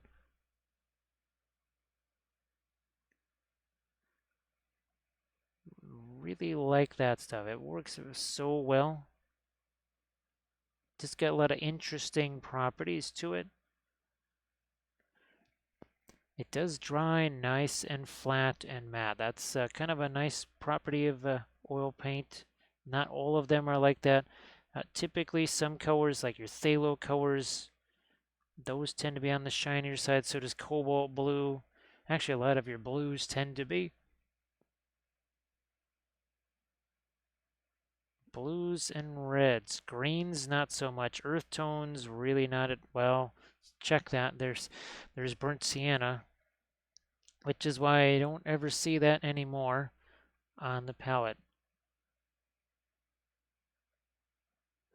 I guess I'll use it on terrain, but not going to be using that on miniatures ever again. Now, there's just so many other colors. You just do stuff better, like the Terra Rosa, which ironically enough also is Pigment Red 101. Trying to get a couple of more lights in there. I might also have to think about on the hands there to get some lighter tones on his skin. Not too much, because we were hoping to have it be a somewhat swarthy skin tone. Which means we'll come back over here to the well, that's the French Indian red. Actually, not Terra Rosa there.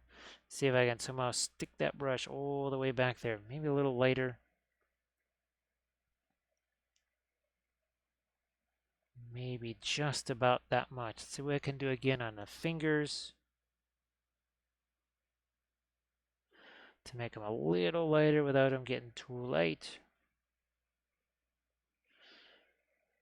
I really need to get myself a new set of liner brushes here.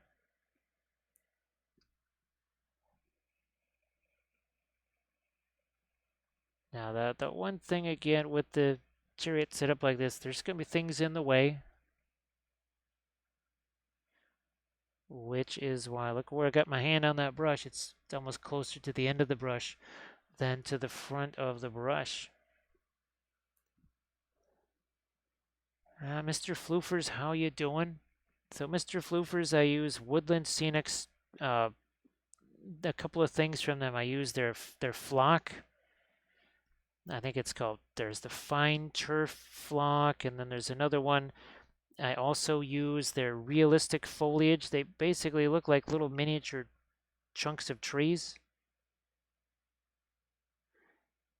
Now the other, I have used Green Stuff World Tufts. I kind of prefer their tall foliage. That would be this stuff right here. And of course we have a bunch of videos where we show that. Where's the tall foliage here? Let me see if I can grab some of that. Not able to find it right away, but yeah, it's the Green Stuff World tall foliage.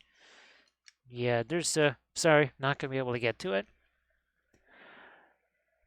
but it's in plenty of the videos. All right, let me get to some more of my lighter skin tone over here. This part of his hand. Yep, knuckles over here. I have used Gamer's Grass Tufts. I don't even think Woodland Scenic sells grass tufts. They sell a whole bunch of other stuff, but not the grass tufts.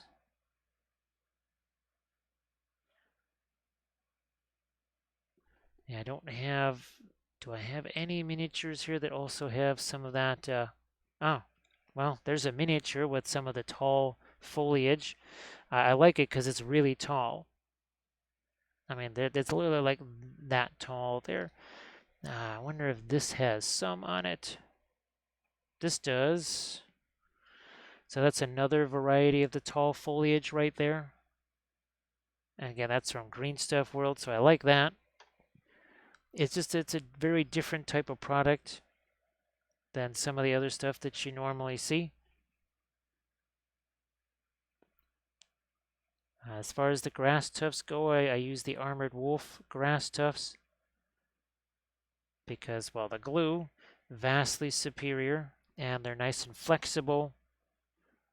They're structured very nicely with some really nice variety in the grass, where there's some tall grass, some shorter grass, whereas most tufts tend to just be like some totally manicured lawn. It just looks really weird in some ways. Let's see what we can do here on that. See if I can make it darker. Can make it a little darker. Now we need some light, I think, along the side of that.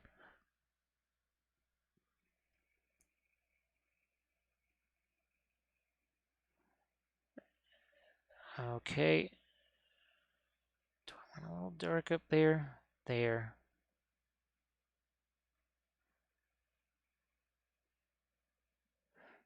Blending brush again.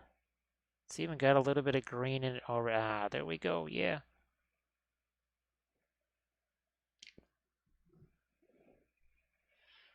Let's see if I can't maybe throw a little bit of lighter green into this space over here. That's right there on Mr. Chariot. Little lighter green all the way through there, maybe.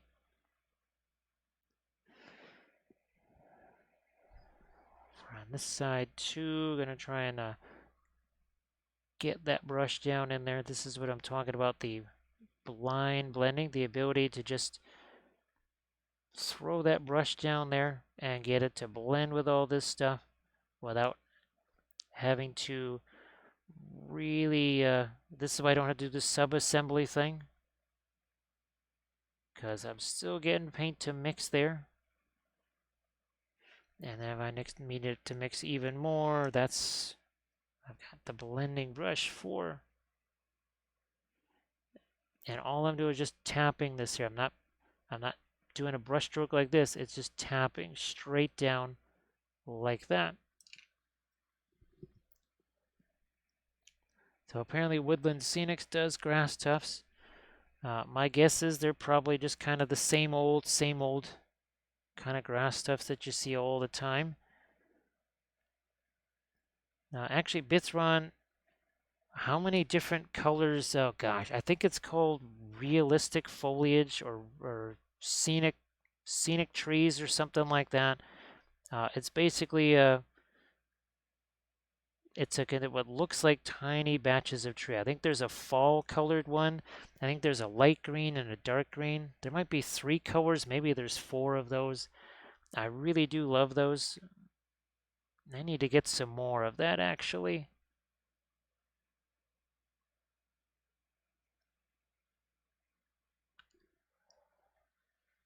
Hey, Bush to Pyro, how you doing?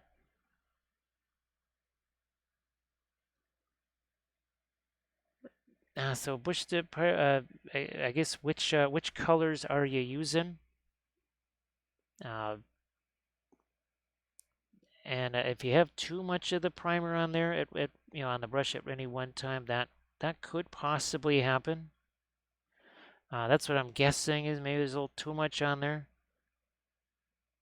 I'm typically just mixing my own, and of course, so you do want to shake those primers. You'll want to definitely shake up that container. Actually, when I mix my own, you hear that? I actually have a little piece of pewter in there to act as an agitator. So this is just a Steinerres color that I made myself.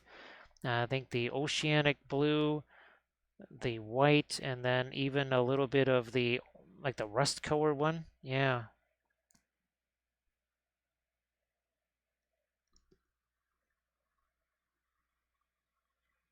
So Bithron, that stuff works really, really good. I wish I had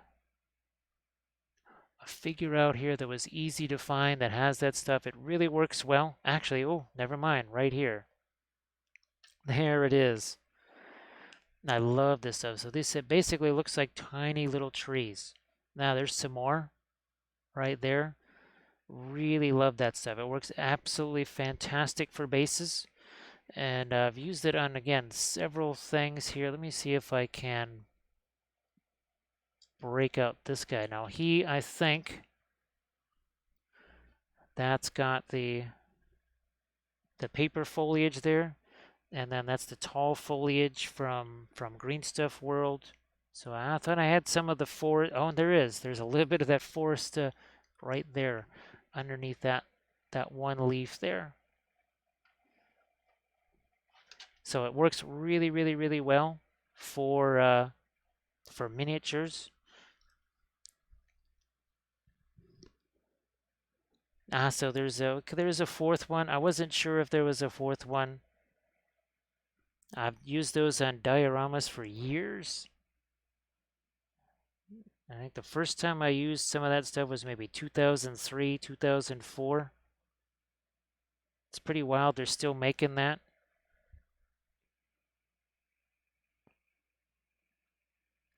And I've learned now that I can actually adjust the color of that by putting some additional colors of flock on it. So yeah, I've learned actually to manipulate that instead of it kind of looking like all the same color.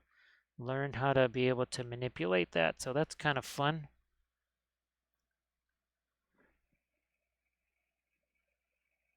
Yeah, so Bush to Pyro, I actually do have, there's a couple of Patreon vids where I'm actually, I think, brushing on that primer. Oh, it was the Series 9, maybe, the Rohan series, where I was brushing on the Steinerres primer.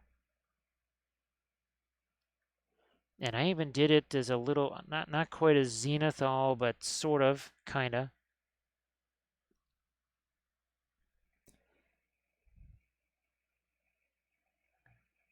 All right, that helps there. Let's get some lighter stuff over here, shall we?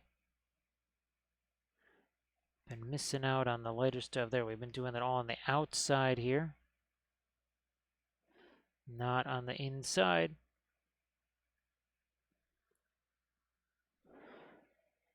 And actually, I've just been getting that stuff on Amazon. I don't know if that's, I guess I should try pricing it out to see if it actually is cheaper on Amazon than on Woodland Scenics. I think it probably is because of the, well, the free shipping on Amazon.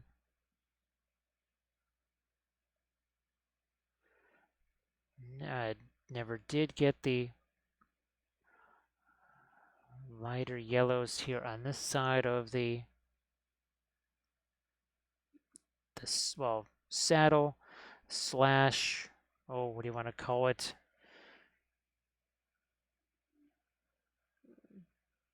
A little bit of setup for the yoke here, which also is going to need either some lights or some dark. I'm going to try some darks first. Could even do that almost in a glazy fashion here. Van Dyke brown, some of the brown matter. Oh yeah, there. Oh yeah, definitely.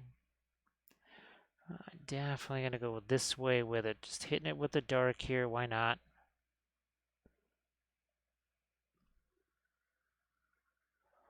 Dunkleton, how are you doing?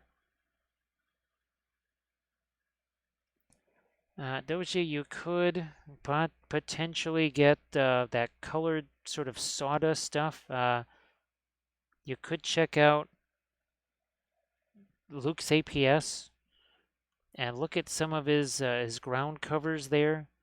It could be the Moorland one or something like that. But it's essentially colored sawdust. I know it sounds weird, but take a look through Luke's APS, and that might be a solution for you. So Dunkleton, nice to see you, and thank you so much for joining us here. Appreciate that.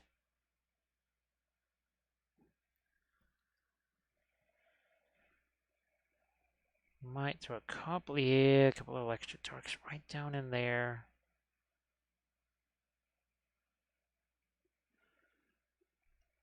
Not gonna do any more of that here, but I will take some of this lighter green that's on this brush and just try to expand this way.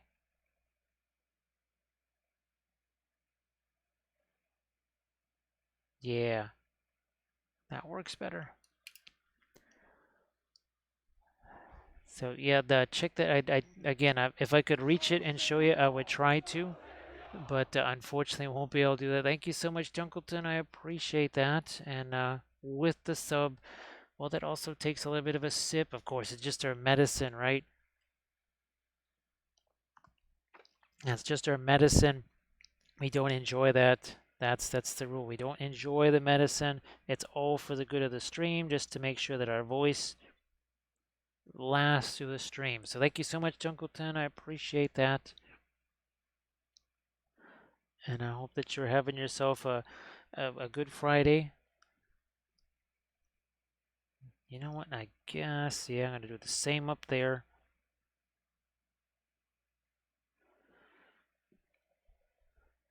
And all of this is wet into wet, by the way, but that's why, see, look at when we're doing this here, the brush, and I just touch it there, and it expands on its own. I don't try and guide it or move it around or anything like that, because if you do, ooh, it's not going to go so well. Thank you so much, Dunkleton. Yeah, these guys here are these are figures that I never actually got to paint. I had set up a big Saturday stream. Actually, Medbury was even going to be in the chat with us and everything. And that's when Twitch just decided, no, we're not going to let you stream today. There was like a whole week of that where Twitch was being all super twitchy. Hello, little hobbit. Spark my ganja. And thank you so much, Anthos. I appreciate that. Oh, let's new Gandalf. New Gandalf. Hello, little hobbits. I spark my gun. I'm gonna smack that horse right in the face. It's like, doesn't matter. Still gonna run over you, and then I'll shoot you. It's like, oh man, I just can't win, man. This is terrible. But it's Balrogs, chariots. What else? What else is gonna show up? So yeah, this is from the printing goes ever on. That was fun. That was from our Monday session, I think. Yeah, I just had to kind of put something together, and it turned out to be that.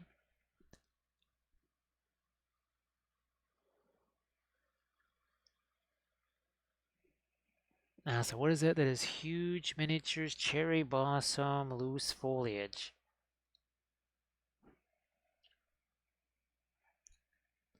Oh, there was that. I found another. I have no idea what their name is because it's on another machine. I only just found them yesterday, but I did manage to find another company that kind of makes these 3D printable little basing bits. But I really want to get some more of the Make It Epic basing bits, especially their trees. Gotta get those trees. And, well, then if I just put the flock on those things, it should be. I might not even need to make or print out those trees from Woodland or buy those Woodland Scenics fine leaf foliage trees anymore, or realistic trees, or whatever the heck they call them. Yeah, Bitsron, I think it's in his welcome pack, and it's kind of a dynamic Gandalf, right? It's got his staff, it's got Glamdring, all that good stuff.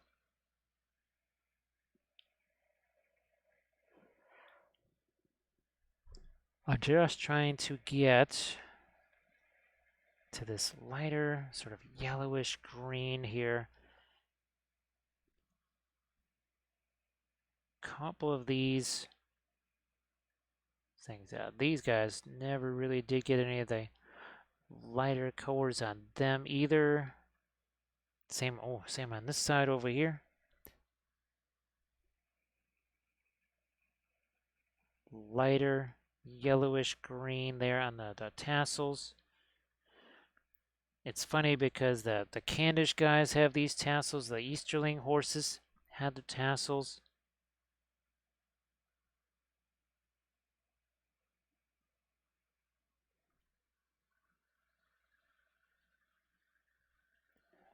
Let's see. Okay.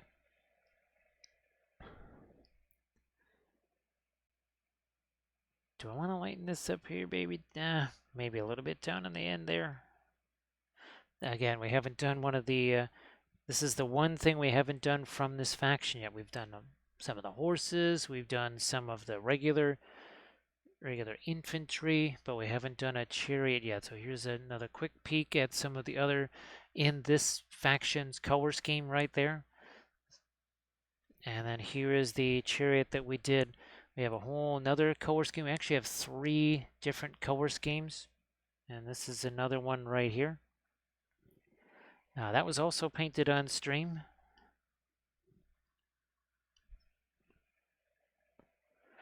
I'm going to go back to some dark. So I want to let some of that stuff set. So we're going to go back to some of our dark here.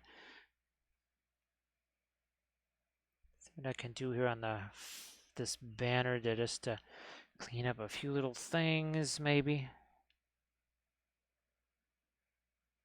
And then we'll try and get some mud spattered maybe on this thing, and then obviously we'll do some blood spatter on our little dude laying on the ground there.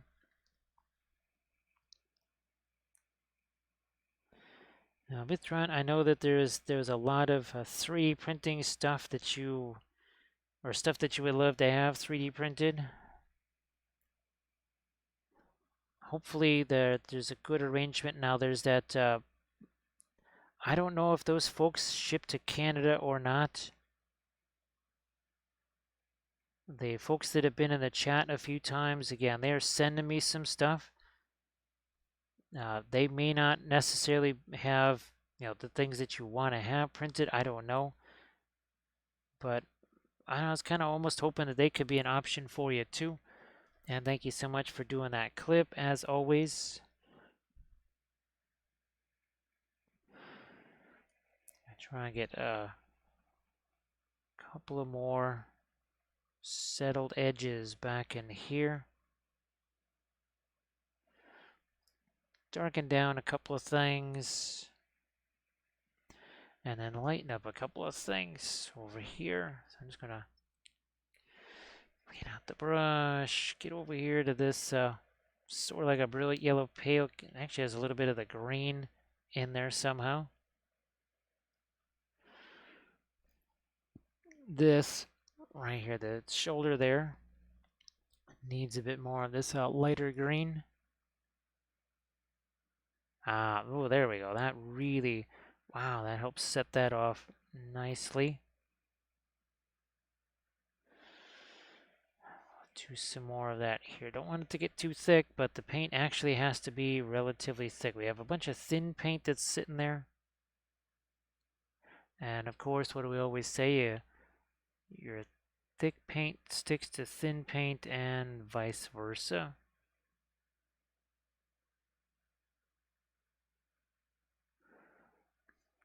No, we got to do the same over here too.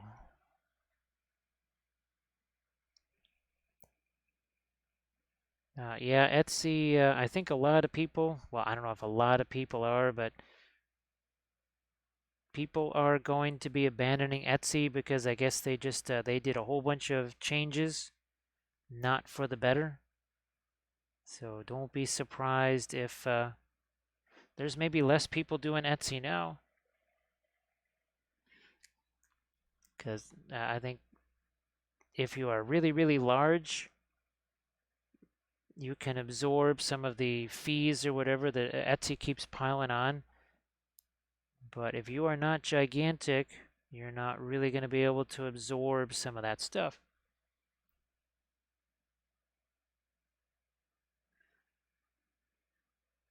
So I'm really glad I never did start an Etsy store, because it sounds like that is not the place to be anymore. I'm going to lighten that up just a smidge right there.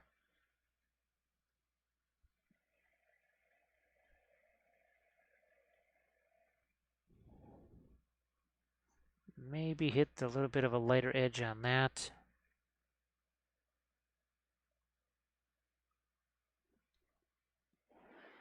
So yeah, I saw somebody, I think it was an Instagram post or something like that earlier today, and something about our Etsy page is closed, but we're still open, or something that was like because of that whole strike thing or whatever. Of course, I'm sure Etsy doesn't even notice it, because they've probably gotten so big.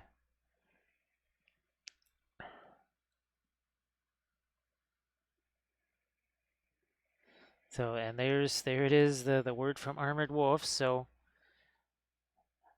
again, at a certain point, there might be a different location for Armored Wolf, because we always talk about Armored Wolf's Etsy page.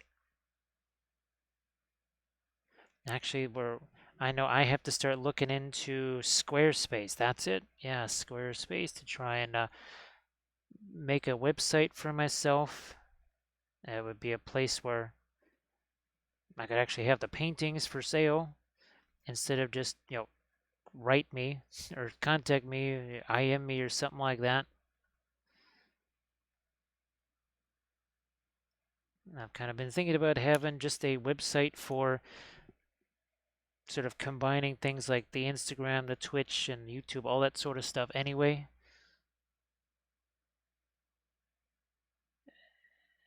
And hopefully that the Squarespace does turn out to be an option for folks, well, especially for Armored Wolf. For me, it's just kind of a nice thing to have. For Armored Wolf, it's kind of imperative. So I'm just trying to get a couple little lights stoked in there on the gold there.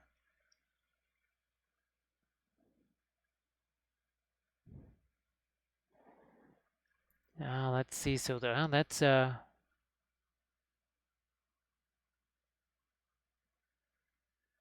yeah, that is, wow. They I guess they really don't want to exist anymore. Let's see if I can't throw a couple of lights here along the edge on these little bits right. Here's another one, and another one.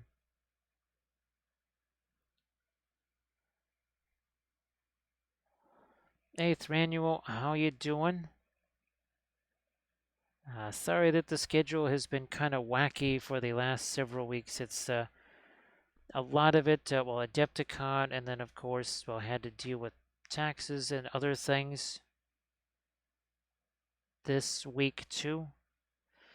So hopefully with that stuff maybe in the rear view mirror, we can get back to a schedule that's more like what we all remember. Because I would certainly like that.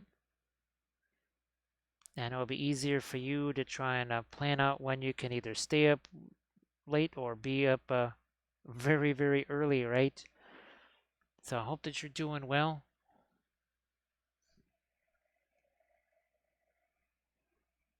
Gonna see about a little extra light skin tone there, and then but again we're gonna be doing some blood effects down there. That's something that'll happen once all this is dried. Yeah, Dark Dan again, and well,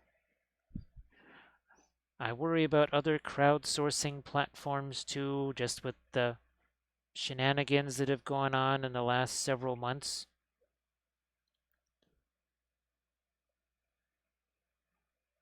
even well, let's just it's not looking good for those of us that try to make our living this way. For whatever reason, entities just kind of target us. We are public enemy number one, apparently. How's about we get a little bit of this? It's kind of like a lighter gray here. I need some separation out here. Never really did much with this surface, and of course it's wood. Not gonna be a brown color. It's gonna be more of a grayish tone, anyways. More of a gray.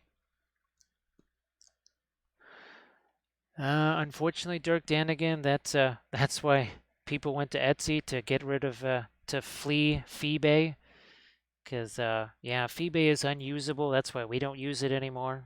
We stopped using that years ago. There was a bit of an emergency situation last year where I kind of had no choice but to use it, and then was immediately reminded why it's no good.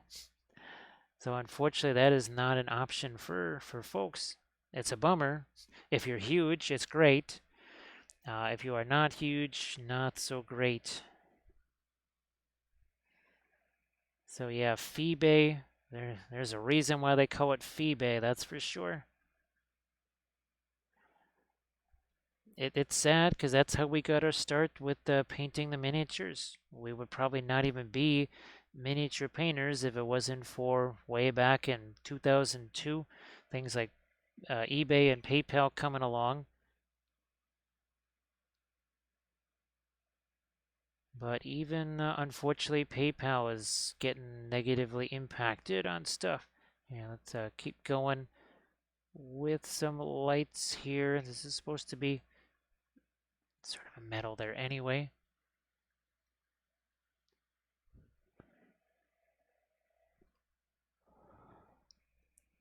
Did we get? Boy, I'm gonna try and do these little rivets or studs right here. Looks like that's working out. Let me see if I can get my light down in here too. Well, sort of, until I run into this little guy here on the yoke. We should probably try and do a little bit of blending on that too.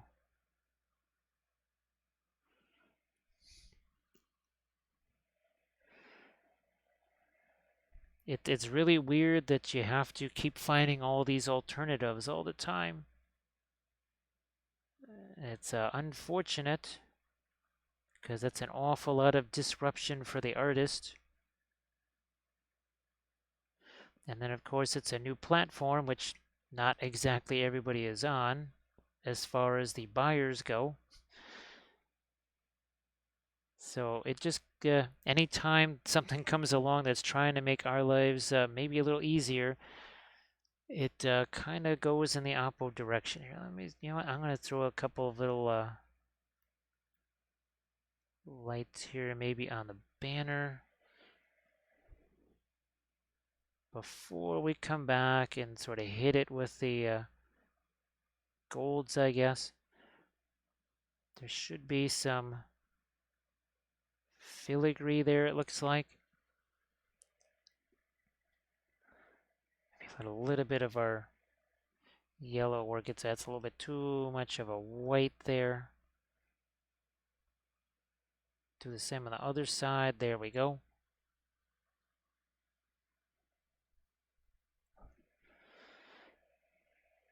Now I'm going to go back to some of the brilliant yellow pale. And let's see what other details on the, well, these not saddles. They're sort of saddles, but not saddles.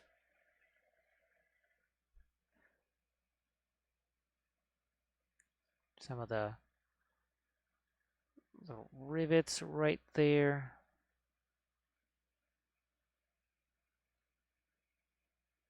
That's Thranduil. I hope that you're doing well. Now we're going to be trying to do the stream anniversary. I think it's Saturday is when we'll try and do that. I have the Wapelius Spellbrush figure printed. I've got to get that all cured and based and everything, ready for Saturday. So that could be very fun.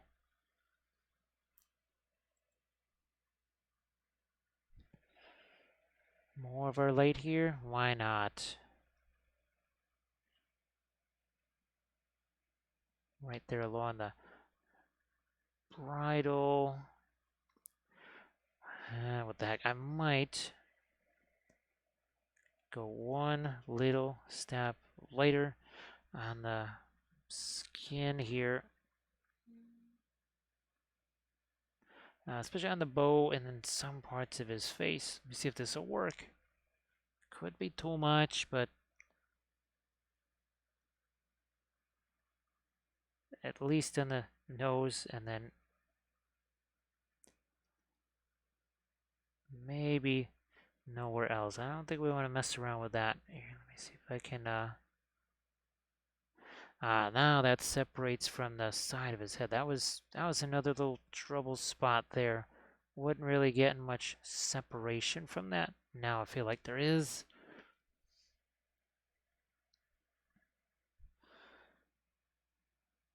Lighten this up too.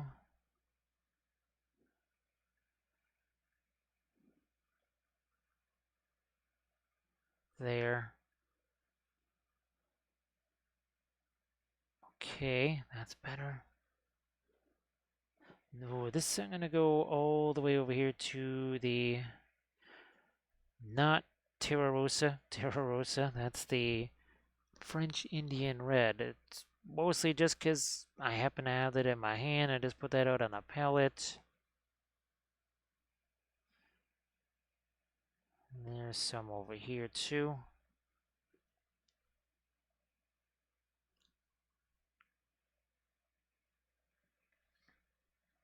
Yeah, that's a little too much green on it there. And now here on that strap, we're gonna try and also separate that from our green. We basically just have that as dark green right now. See if we can lighten that up a little.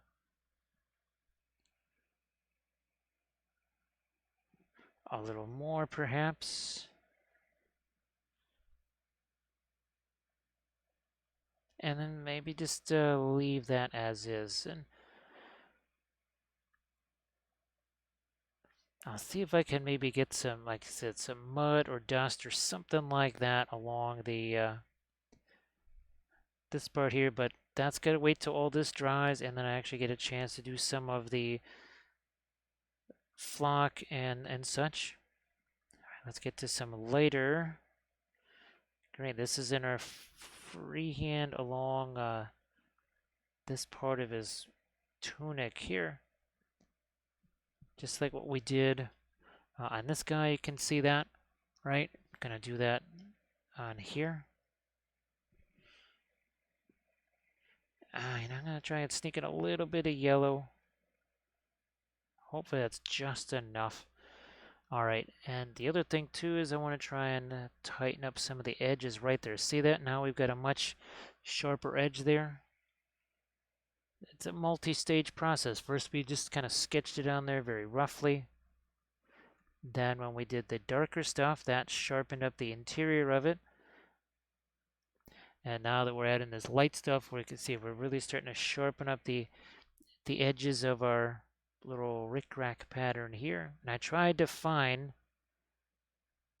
different traditional Mongolian style patterns, and that's what I've tried to condition these, kind of base these on, as those traditional Mongolian patterns as best as I can. It's can only do so much, right? It's a miniature sculpted by somebody else, so it's not wasn't necessarily designed to be Mongol. It's supposed to be, well, Khandish stuff. So yeah, this has a little bit of the yellow in it there. Maybe even lighten that up a bit too. See what I can do on the banner here, because this area is a little troublesome. it's part of a fold here, right? So sometimes I'll sort of simplify a design just to avoid a fold like that. But I need to get almost like a mid-tone green in here. Boy, that's got to be thinner. Let me thin this down some more.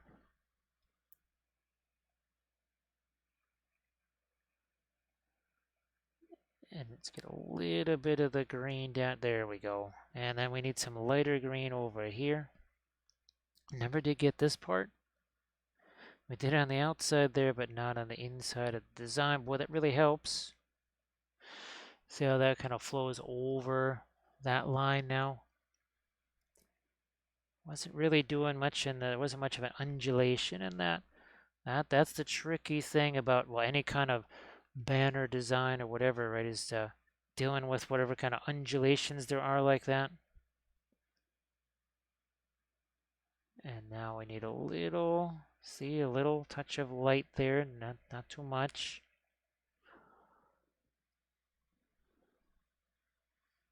Dark Dan again, that I won't know pretty much until Saturday itself. I would really like for it to be a 4:30 start. That would be my goal. Kind of always is. It kind of also depends if certain packages arrive or whatever. I'll have to at least open those and just let certain parties know that okay, this has arrived in the street that you wanted it to be. So there's also that.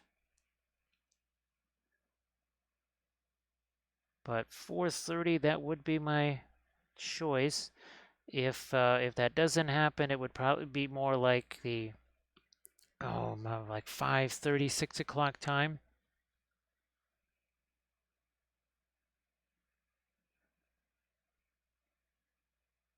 All right, a little bit right there. Okay, and that needs to be tightened up there. There we go. Now, yeah, Dirk Dinniger, that's the other thing too. I may need to be getting some of that. There might, we're basically out of it already. There's none left. Actually, I think I used up what little was left, I think was used up already here. So we'll have to try and, I guess, get some more. If we can, well, I guess probably gonna have to happen tomorrow.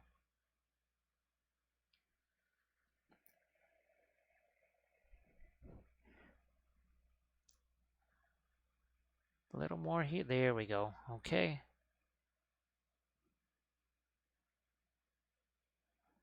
Again, I'm gonna see if I can't go back over here to that more of a bluish green, little white maybe in that bluish green. Well, we did get a fair amount of turquoise into that, more so than I thought. Not those. Well, that's actually. Oh, I did. It was at Adepticon. It was a. I don't remember which whiskey it was, but it got mixed with a. I forget what the soda was. Some kind of a cranberry soda or something like that, or a cherry soda. Maybe it was a cherry soda, but actually that turned out to be a really nifty mixed drink there. I may have to try that more. Yeah, Dirk Danigan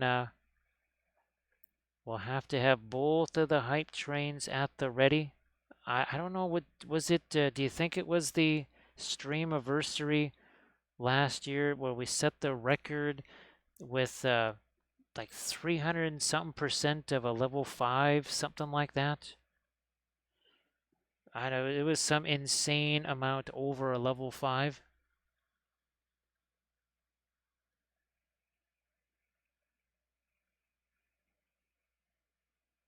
There. Yeah, Doshi, there was a little bit of self-preservation in that because I hadn't eaten all day, and basically I thought, well, we'd like to have a little bit of some medicine, but there has to be cut down a little bit because that there was actually food there, but it wasn't necessarily like a regular meal sort of food. So we had to take a little bit of a precaution there, and we had to tone it down with whatever was available. Cause yeah, that was about 9:30 at night, and really hadn't had much to eat or anything all day. Cause that's how Adepticon goes. And of course, it would have been neat if they had rum there, but all there was just a whiskey. And I just took whatever else I could find to mix with it, and it turned out to actually be tasty. Where's my... over here. Touch of our lights here. We did it on the other side somehow. Never really happened over here. Okay, that's gonna tighten that up a little bit. There we go. We never really did these. Over here, I'll just use this as my blending brush here. I don't really care. Whatever. Not that big a deal. Now, see, at Dirk Den again, that's a typical medicine right there, is the blackberry ginger ale mixed with the rum.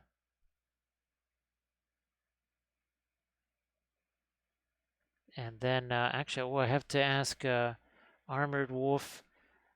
I think that was mixing the rum with the cider. Armored Wolf, I forget what that blend was that you were making. Or no, that was was that I think it was the cider and the rum together. Thanks, Adrian. Yeah, we've done a whole bunch of these right here. This is the first chance I'm getting to do a chariot. And the other thing I decided is that, well, basically all the green guys are going to get the really dark colored horses. Now, let me see if I can find... Nope, nope, nope, that's not them. They are around here somewhere. They are around here somewhere. No, not there. Oh, there they are. Khandish horses. So there's the 3 different color schemes. And I showed you the blue chariot there. We painted all of these on stream, but the last one, I've only painted that one horse there in the purple and orange color scheme. Arnulin, how are you doing? Nice to see you, and good morning. Well, good morning in Europe, and good evening in Australia and our Pacific Rim friends. Somehow, kind of get some light all the way down in there, and that seems to just about do it.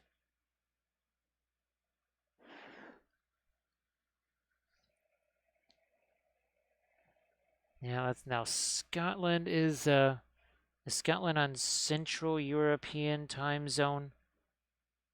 No, I think Scotland is on not on Central. So I think it's an hour later for you than what I was just about to think it was.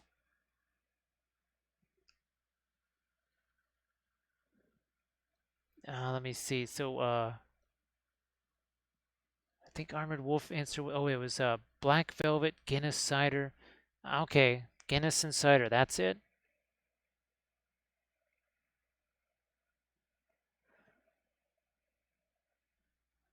Boy, that's maybe I can find some cider for myself tomorrow. Because cider's always good. What is happening here with this part of his armor? I don't know. I don't want to do too much of the light there, though.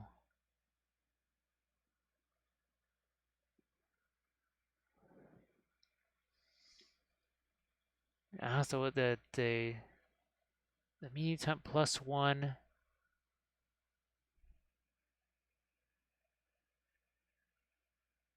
A little bit lighter here too, if we can.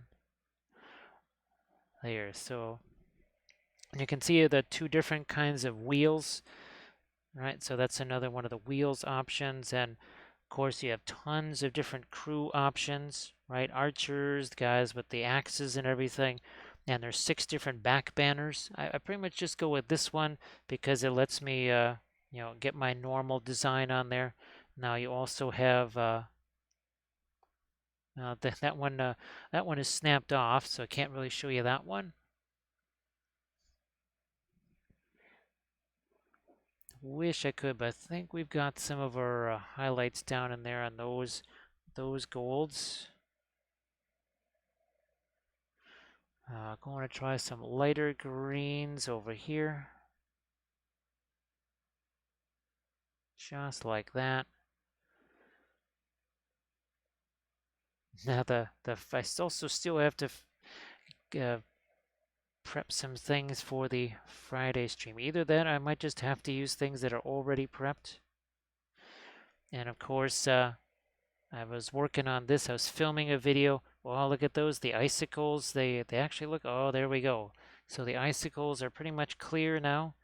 And then, of course, we did all of the snow effects on our bears that we painted up on Saturday.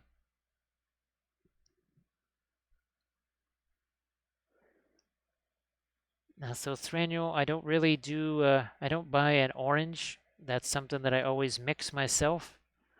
And there's a bunch of different things you can use to mix that. There is a cadmium orange, but, well, that's going to have a little bit of a price tag to it. You could take something like Fanchon Red and mix that with a little bit of Indian Yellow. And that's going to get you to sort of an orange there. Again, you've got Cadmium Scarlet. That's sort of a very deep color orange. Now you do also potentially have your homemade fluorescent orange oil paint too. And I don't just use that for object source lighting. I'll use it to make my golds when I want that orange in the golds or whatever. So yeah, I don't really just use an orange paint. I tend to mix that myself. You know what? I think I did need to go a little lighter there on that bracer. Yeah.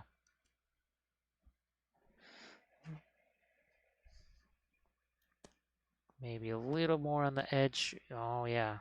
There. And then these guys. There's not much left of our really light colors here that aren't quite tainted by other things. Oh, and by the way, this is, it's really only been about 3 hours and 40 minutes that we've only been focusing on the chariot here. There's a lot of stuff going on with this thing. All the freehand right here and all this stuff. Well, we got a little dead dude down here. So lots of stuff happening with us. And again, only not even 4 hours yet.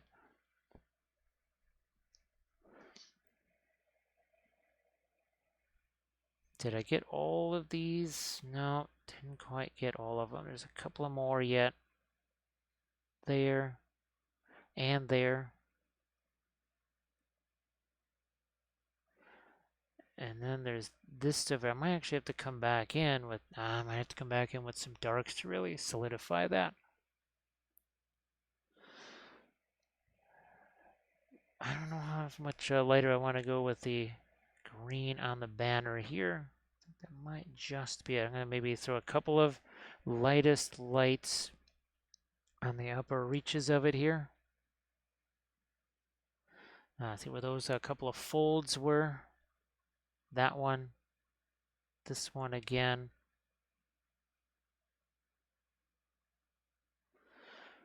Look at the other side, see where we're at. This definitely needs some more. Yeah, see, that's gonna look like it has a little more turn to it. Guess I'll have to come back in with my black to tighten up that edge. That didn't exactly go where I wanted it to. It happens. Doshi, of course, here we want that medicine cabinet for in here, which could, some folks might misconstrue that as a mini fridge or something like that. It'll bear a slight resemblance to that. Of course, I also need a million shelving units in here, as evidenced by the whole box of painted miniatures that tipped over as I was just trying to look for something else, because there's just stuff is literally just kind of in loose boxes that are just piled one on top of the other. Sadly, shelving units, the ones that used to be about, I don't know, 30 something dollars that I could assemble in many different shapes, those are now almost $60. So yeah, I would have already gotten me one of those, but they're a little bit pricier than they used to be. Well, that's kind of the story of everything. Here, we're going to get some darker color here. Now, on the other side of these little rivets slash studs there.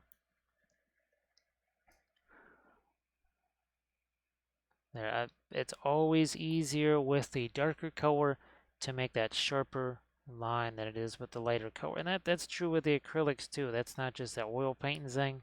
That's an acrylic thing too, which is why I always use the liner paints. That's right, the clear paints and the liner paints from Reaper. The worst named things ever, because they were not clear and they also were not just meant for lining stuff.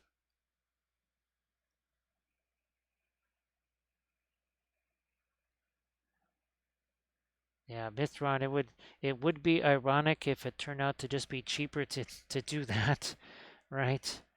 That well, they would be the size that they would certainly be a custom size, wouldn't they? Wouldn't have to worry about trying to squeeze something into something that doesn't quite fit.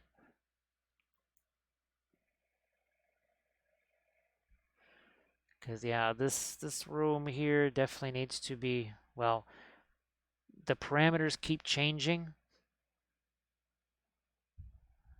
Because once I started doing the streaming stuff, that really required a big change in how this room was set up when I was originally just filming stuff.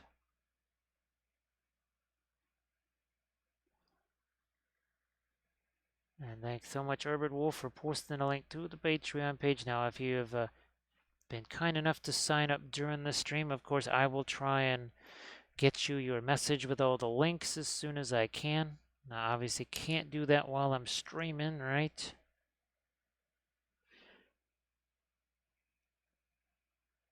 There we go. That's touch of light there. Ah, boy, never did get this quite as light as what that needed to be, and then maybe even that's a little too much yellow. It's actually got a little bit of red in it. I don't know. Whatever. I'll put some of that here. How you doing, Iceman? Nice to see you. Yeah, we will, since it is almost 4 o'clock in the morning here. It's almost 4 o'clock. We will be trying to hit the hay soon here, because lots to do tomorrow. But I think we've done pretty well on our Khandish Charioteer. Again, this is one of the things that I never got to paint on the one big Saturday where everything was all set up to do lots of fun things. Well, Bithron, unfortunately, don't have the FDM printer.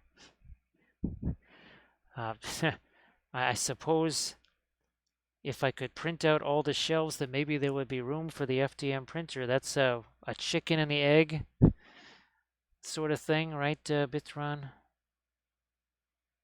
Because there ain't no room for that monster of an FDM printer. Plus, I'd have to figure out how to use it.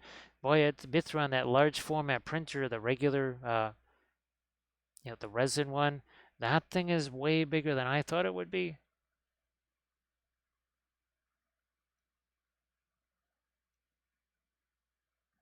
Iceman, well, let's see. Now, hopefully, maybe Saturday, if it starts at that more like a 4:30 hour, hopefully maybe that gives you the opportunity to catch some of it. I know that that's going to be mighty late in lots of parts of Europe there.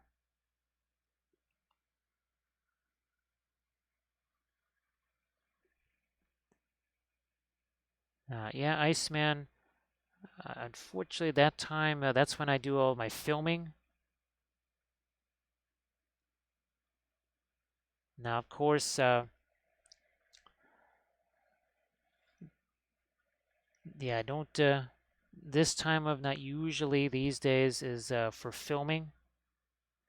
That's why I try to keep this Thursday session at this time,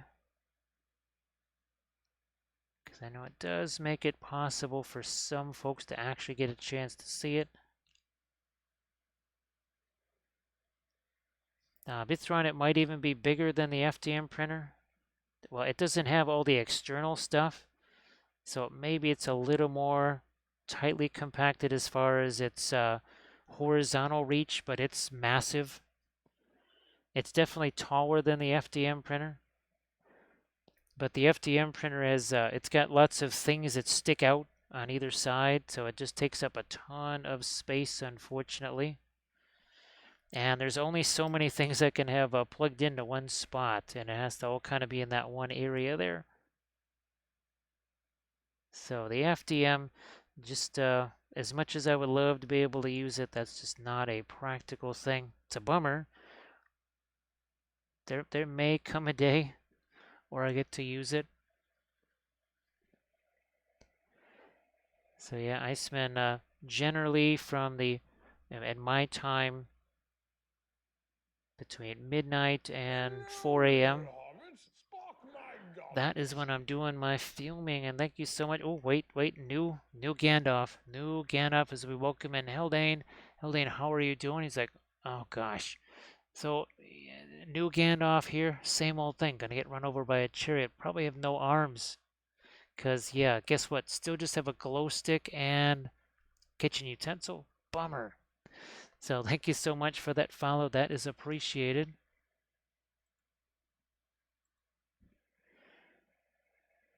Actually, I wonder, did we actually reach a number that I thought, oh, maybe not. Well, it always shows up a little bit later, but might actually have hit a number there with, I think we needed maybe 2 follows more. But thank you so much for that follow, Hildane. I appreciate that. Gets one step closer. One step closer. Because I think we're at 64.99. Didn't think 2 years ago that we would get to that point. Well, at least in 2 years. So thanks everybody that has done all the following, and of course everybody that's done all the cheering and the bitses and of course Bitron doing all of those clips, creating our own twisted Middle-earth theater. I'm just going to smooth some of this out here with my blending brush because reasons.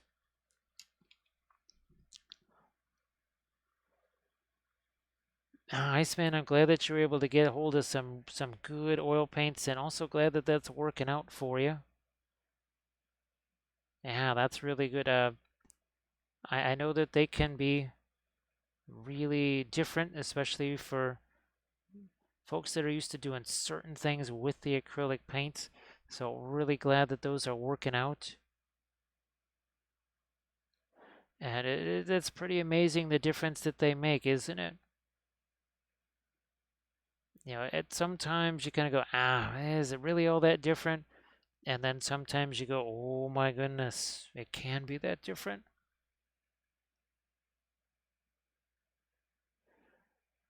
And I'm hoping, it sounds like it also makes the miniature painting more fun too. And boy, that is so important for miniature painting to be fun, because There's a whole lot of stuff we have to do every day that is not fun. 99% of our day is not fun oriented. It's like anti-fun. So very nice when we can have something that kind of lets us have some of that fun back in our day. What is it? I need more of the indigo, maybe some darks on the horsey in a couple of places. Here maybe. I think, yeah, we got some of the mid-tones, we got some of that, but I think we need to get a couple of more darks in there. Well, Iceman, I'm really glad, and hopefully, I know with Doji and Dano, they just said, yeah, just, and Grumdy, just feels like I'm sitting in a lawn chair. There may be some, new things and all that kind of stuff that sort of pops up, new situations, but still doesn't feel like I'm racing against the clock anymore.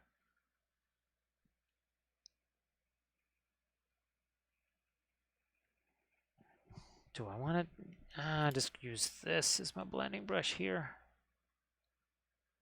Something like that.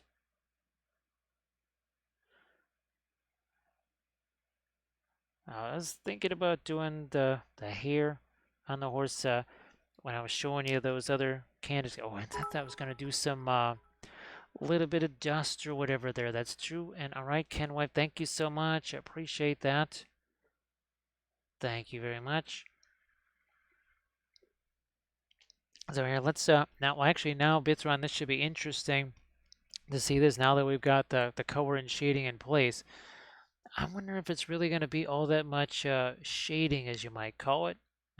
See, I mean, there's shading there, but boy, the difference that it makes not having the green versus that blue, and the green is, I mean, it's somewhat luminous, right? And then you got the purple down here. So let's hold it like this. I think we get all of our different areas together, and let's do the film noir here, like so. So yeah, there we go. And thanks so much, Right Can Wife. So Thranduil, I haven't used it yet. I think it could be, I'm sure, very handy in various skin tones for sure, no doubt about that. I've been waiting to try and I want to try it out in a video instead of just kind of using it because I want people to see my reactions to it. And of course, oh, that's right. Gee whiz, I keep forgetting to mention that the first video with the new flow paints from Scale 75, that is up on the Patreon page. It was interesting to see what they're like. If you already have artist oils, actually, I would still suggest you just get the artist oils instead. They will ultimately be cheaper. I understand how people maybe want smaller tubes or whatever, or the convenient carrying case, that sort of thing. That's all good. Now, yeah, Iceman, that's the same freehand design that we've done on all of the different banners there. And of course, here I'll show you the picture of there's some more of them. Where is my Khandish group? There we go. So there's the three different banner. Well, of course, that one doesn't have the banner on it. I'll have to grab the chariot that has the banner. So 1 second here. I keep forgetting that he doesn't have a banner. So there's the other banner design. That's on that chariot right there. So yeah, Iceman, this is all my Khandish stuff. So everything gets like the Easterlings here. They have their version of the Eye of Sauron on all of their freehand. It's the same deal. And even, oh gosh, can I find one of, yes I do. Here we go. So even here on my dragon, the dragon cult, dragon acolytes, that's it. So even there's a little bit of a Sauron eye. And of course, we just did this a couple of weeks ago on the channel here. So that's all a whole bunch of very elaborate freehand right there. The oils make it so much easier to do that kind of stuff. They really do make it just massively easier. Got a little bit of the radiant violet here. I'm going to try and put some of that to the banner here to try and lighten up a couple of things here.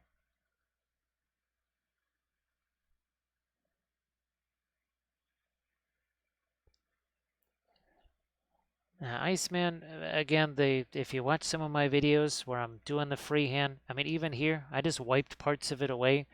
That's the beauty of the oils. If you don't like how something is going, you just wipe it away and you start over again.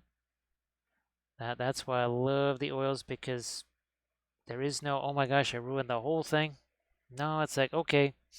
And since you're usually, well, I know I always put the freehand in as soon as possible, just like the object store's lighting, which means that if something goes a little haywire, again, you don't have to repaint anything. You just wipe away that area and just kind of, rework that.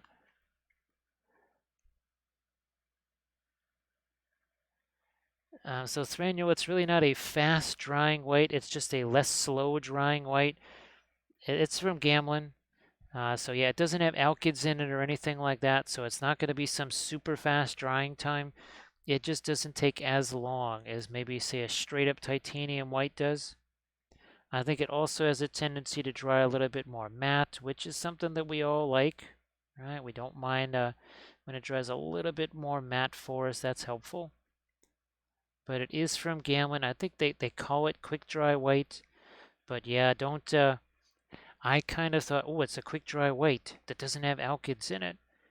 And it didn't necessarily take as long to dry, but boy, it wasn't fast. Yeah, it was not alkyd fast. So what do we got here? Yeah, we got a little more dark. This is going to go right along there.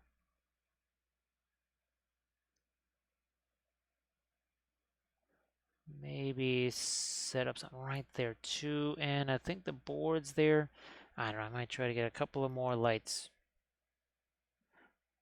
So I've got, this is going to be a crazy one. That's going to be the radiant violet mixed with a little bit of just a smidge of that brown matter.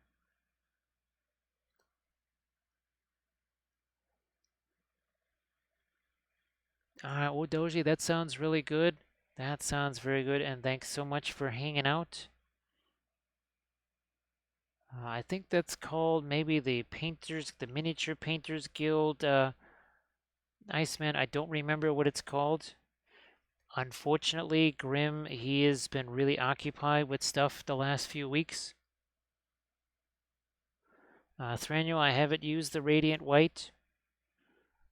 I don't know, was that actually sent here? So I do have it. I do have it. We'll see what it does. Again, I haven't used that. I think I might have used the Radiant Yellow, but I was basically waiting until after Adepticon where I could set up a video and try those.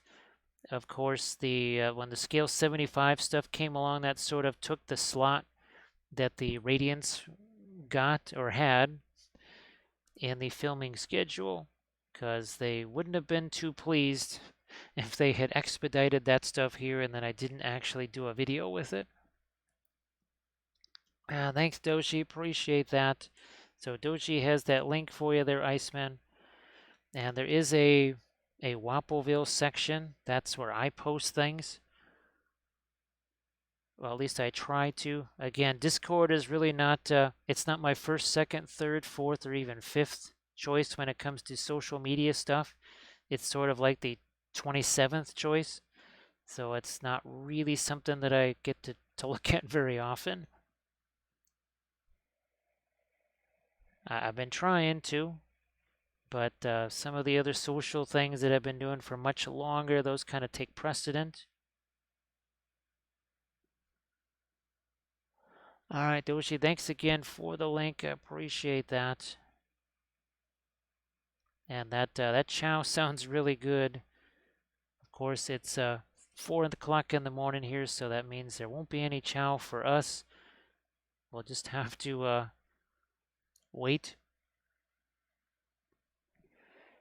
Yeah, Iceman, there's sort of a showcase thing, then there's a sort of a critique area. Again, I wish that Grimm were able to be around because he always could kind of explain some of the different areas and what he had hoped that those areas would be.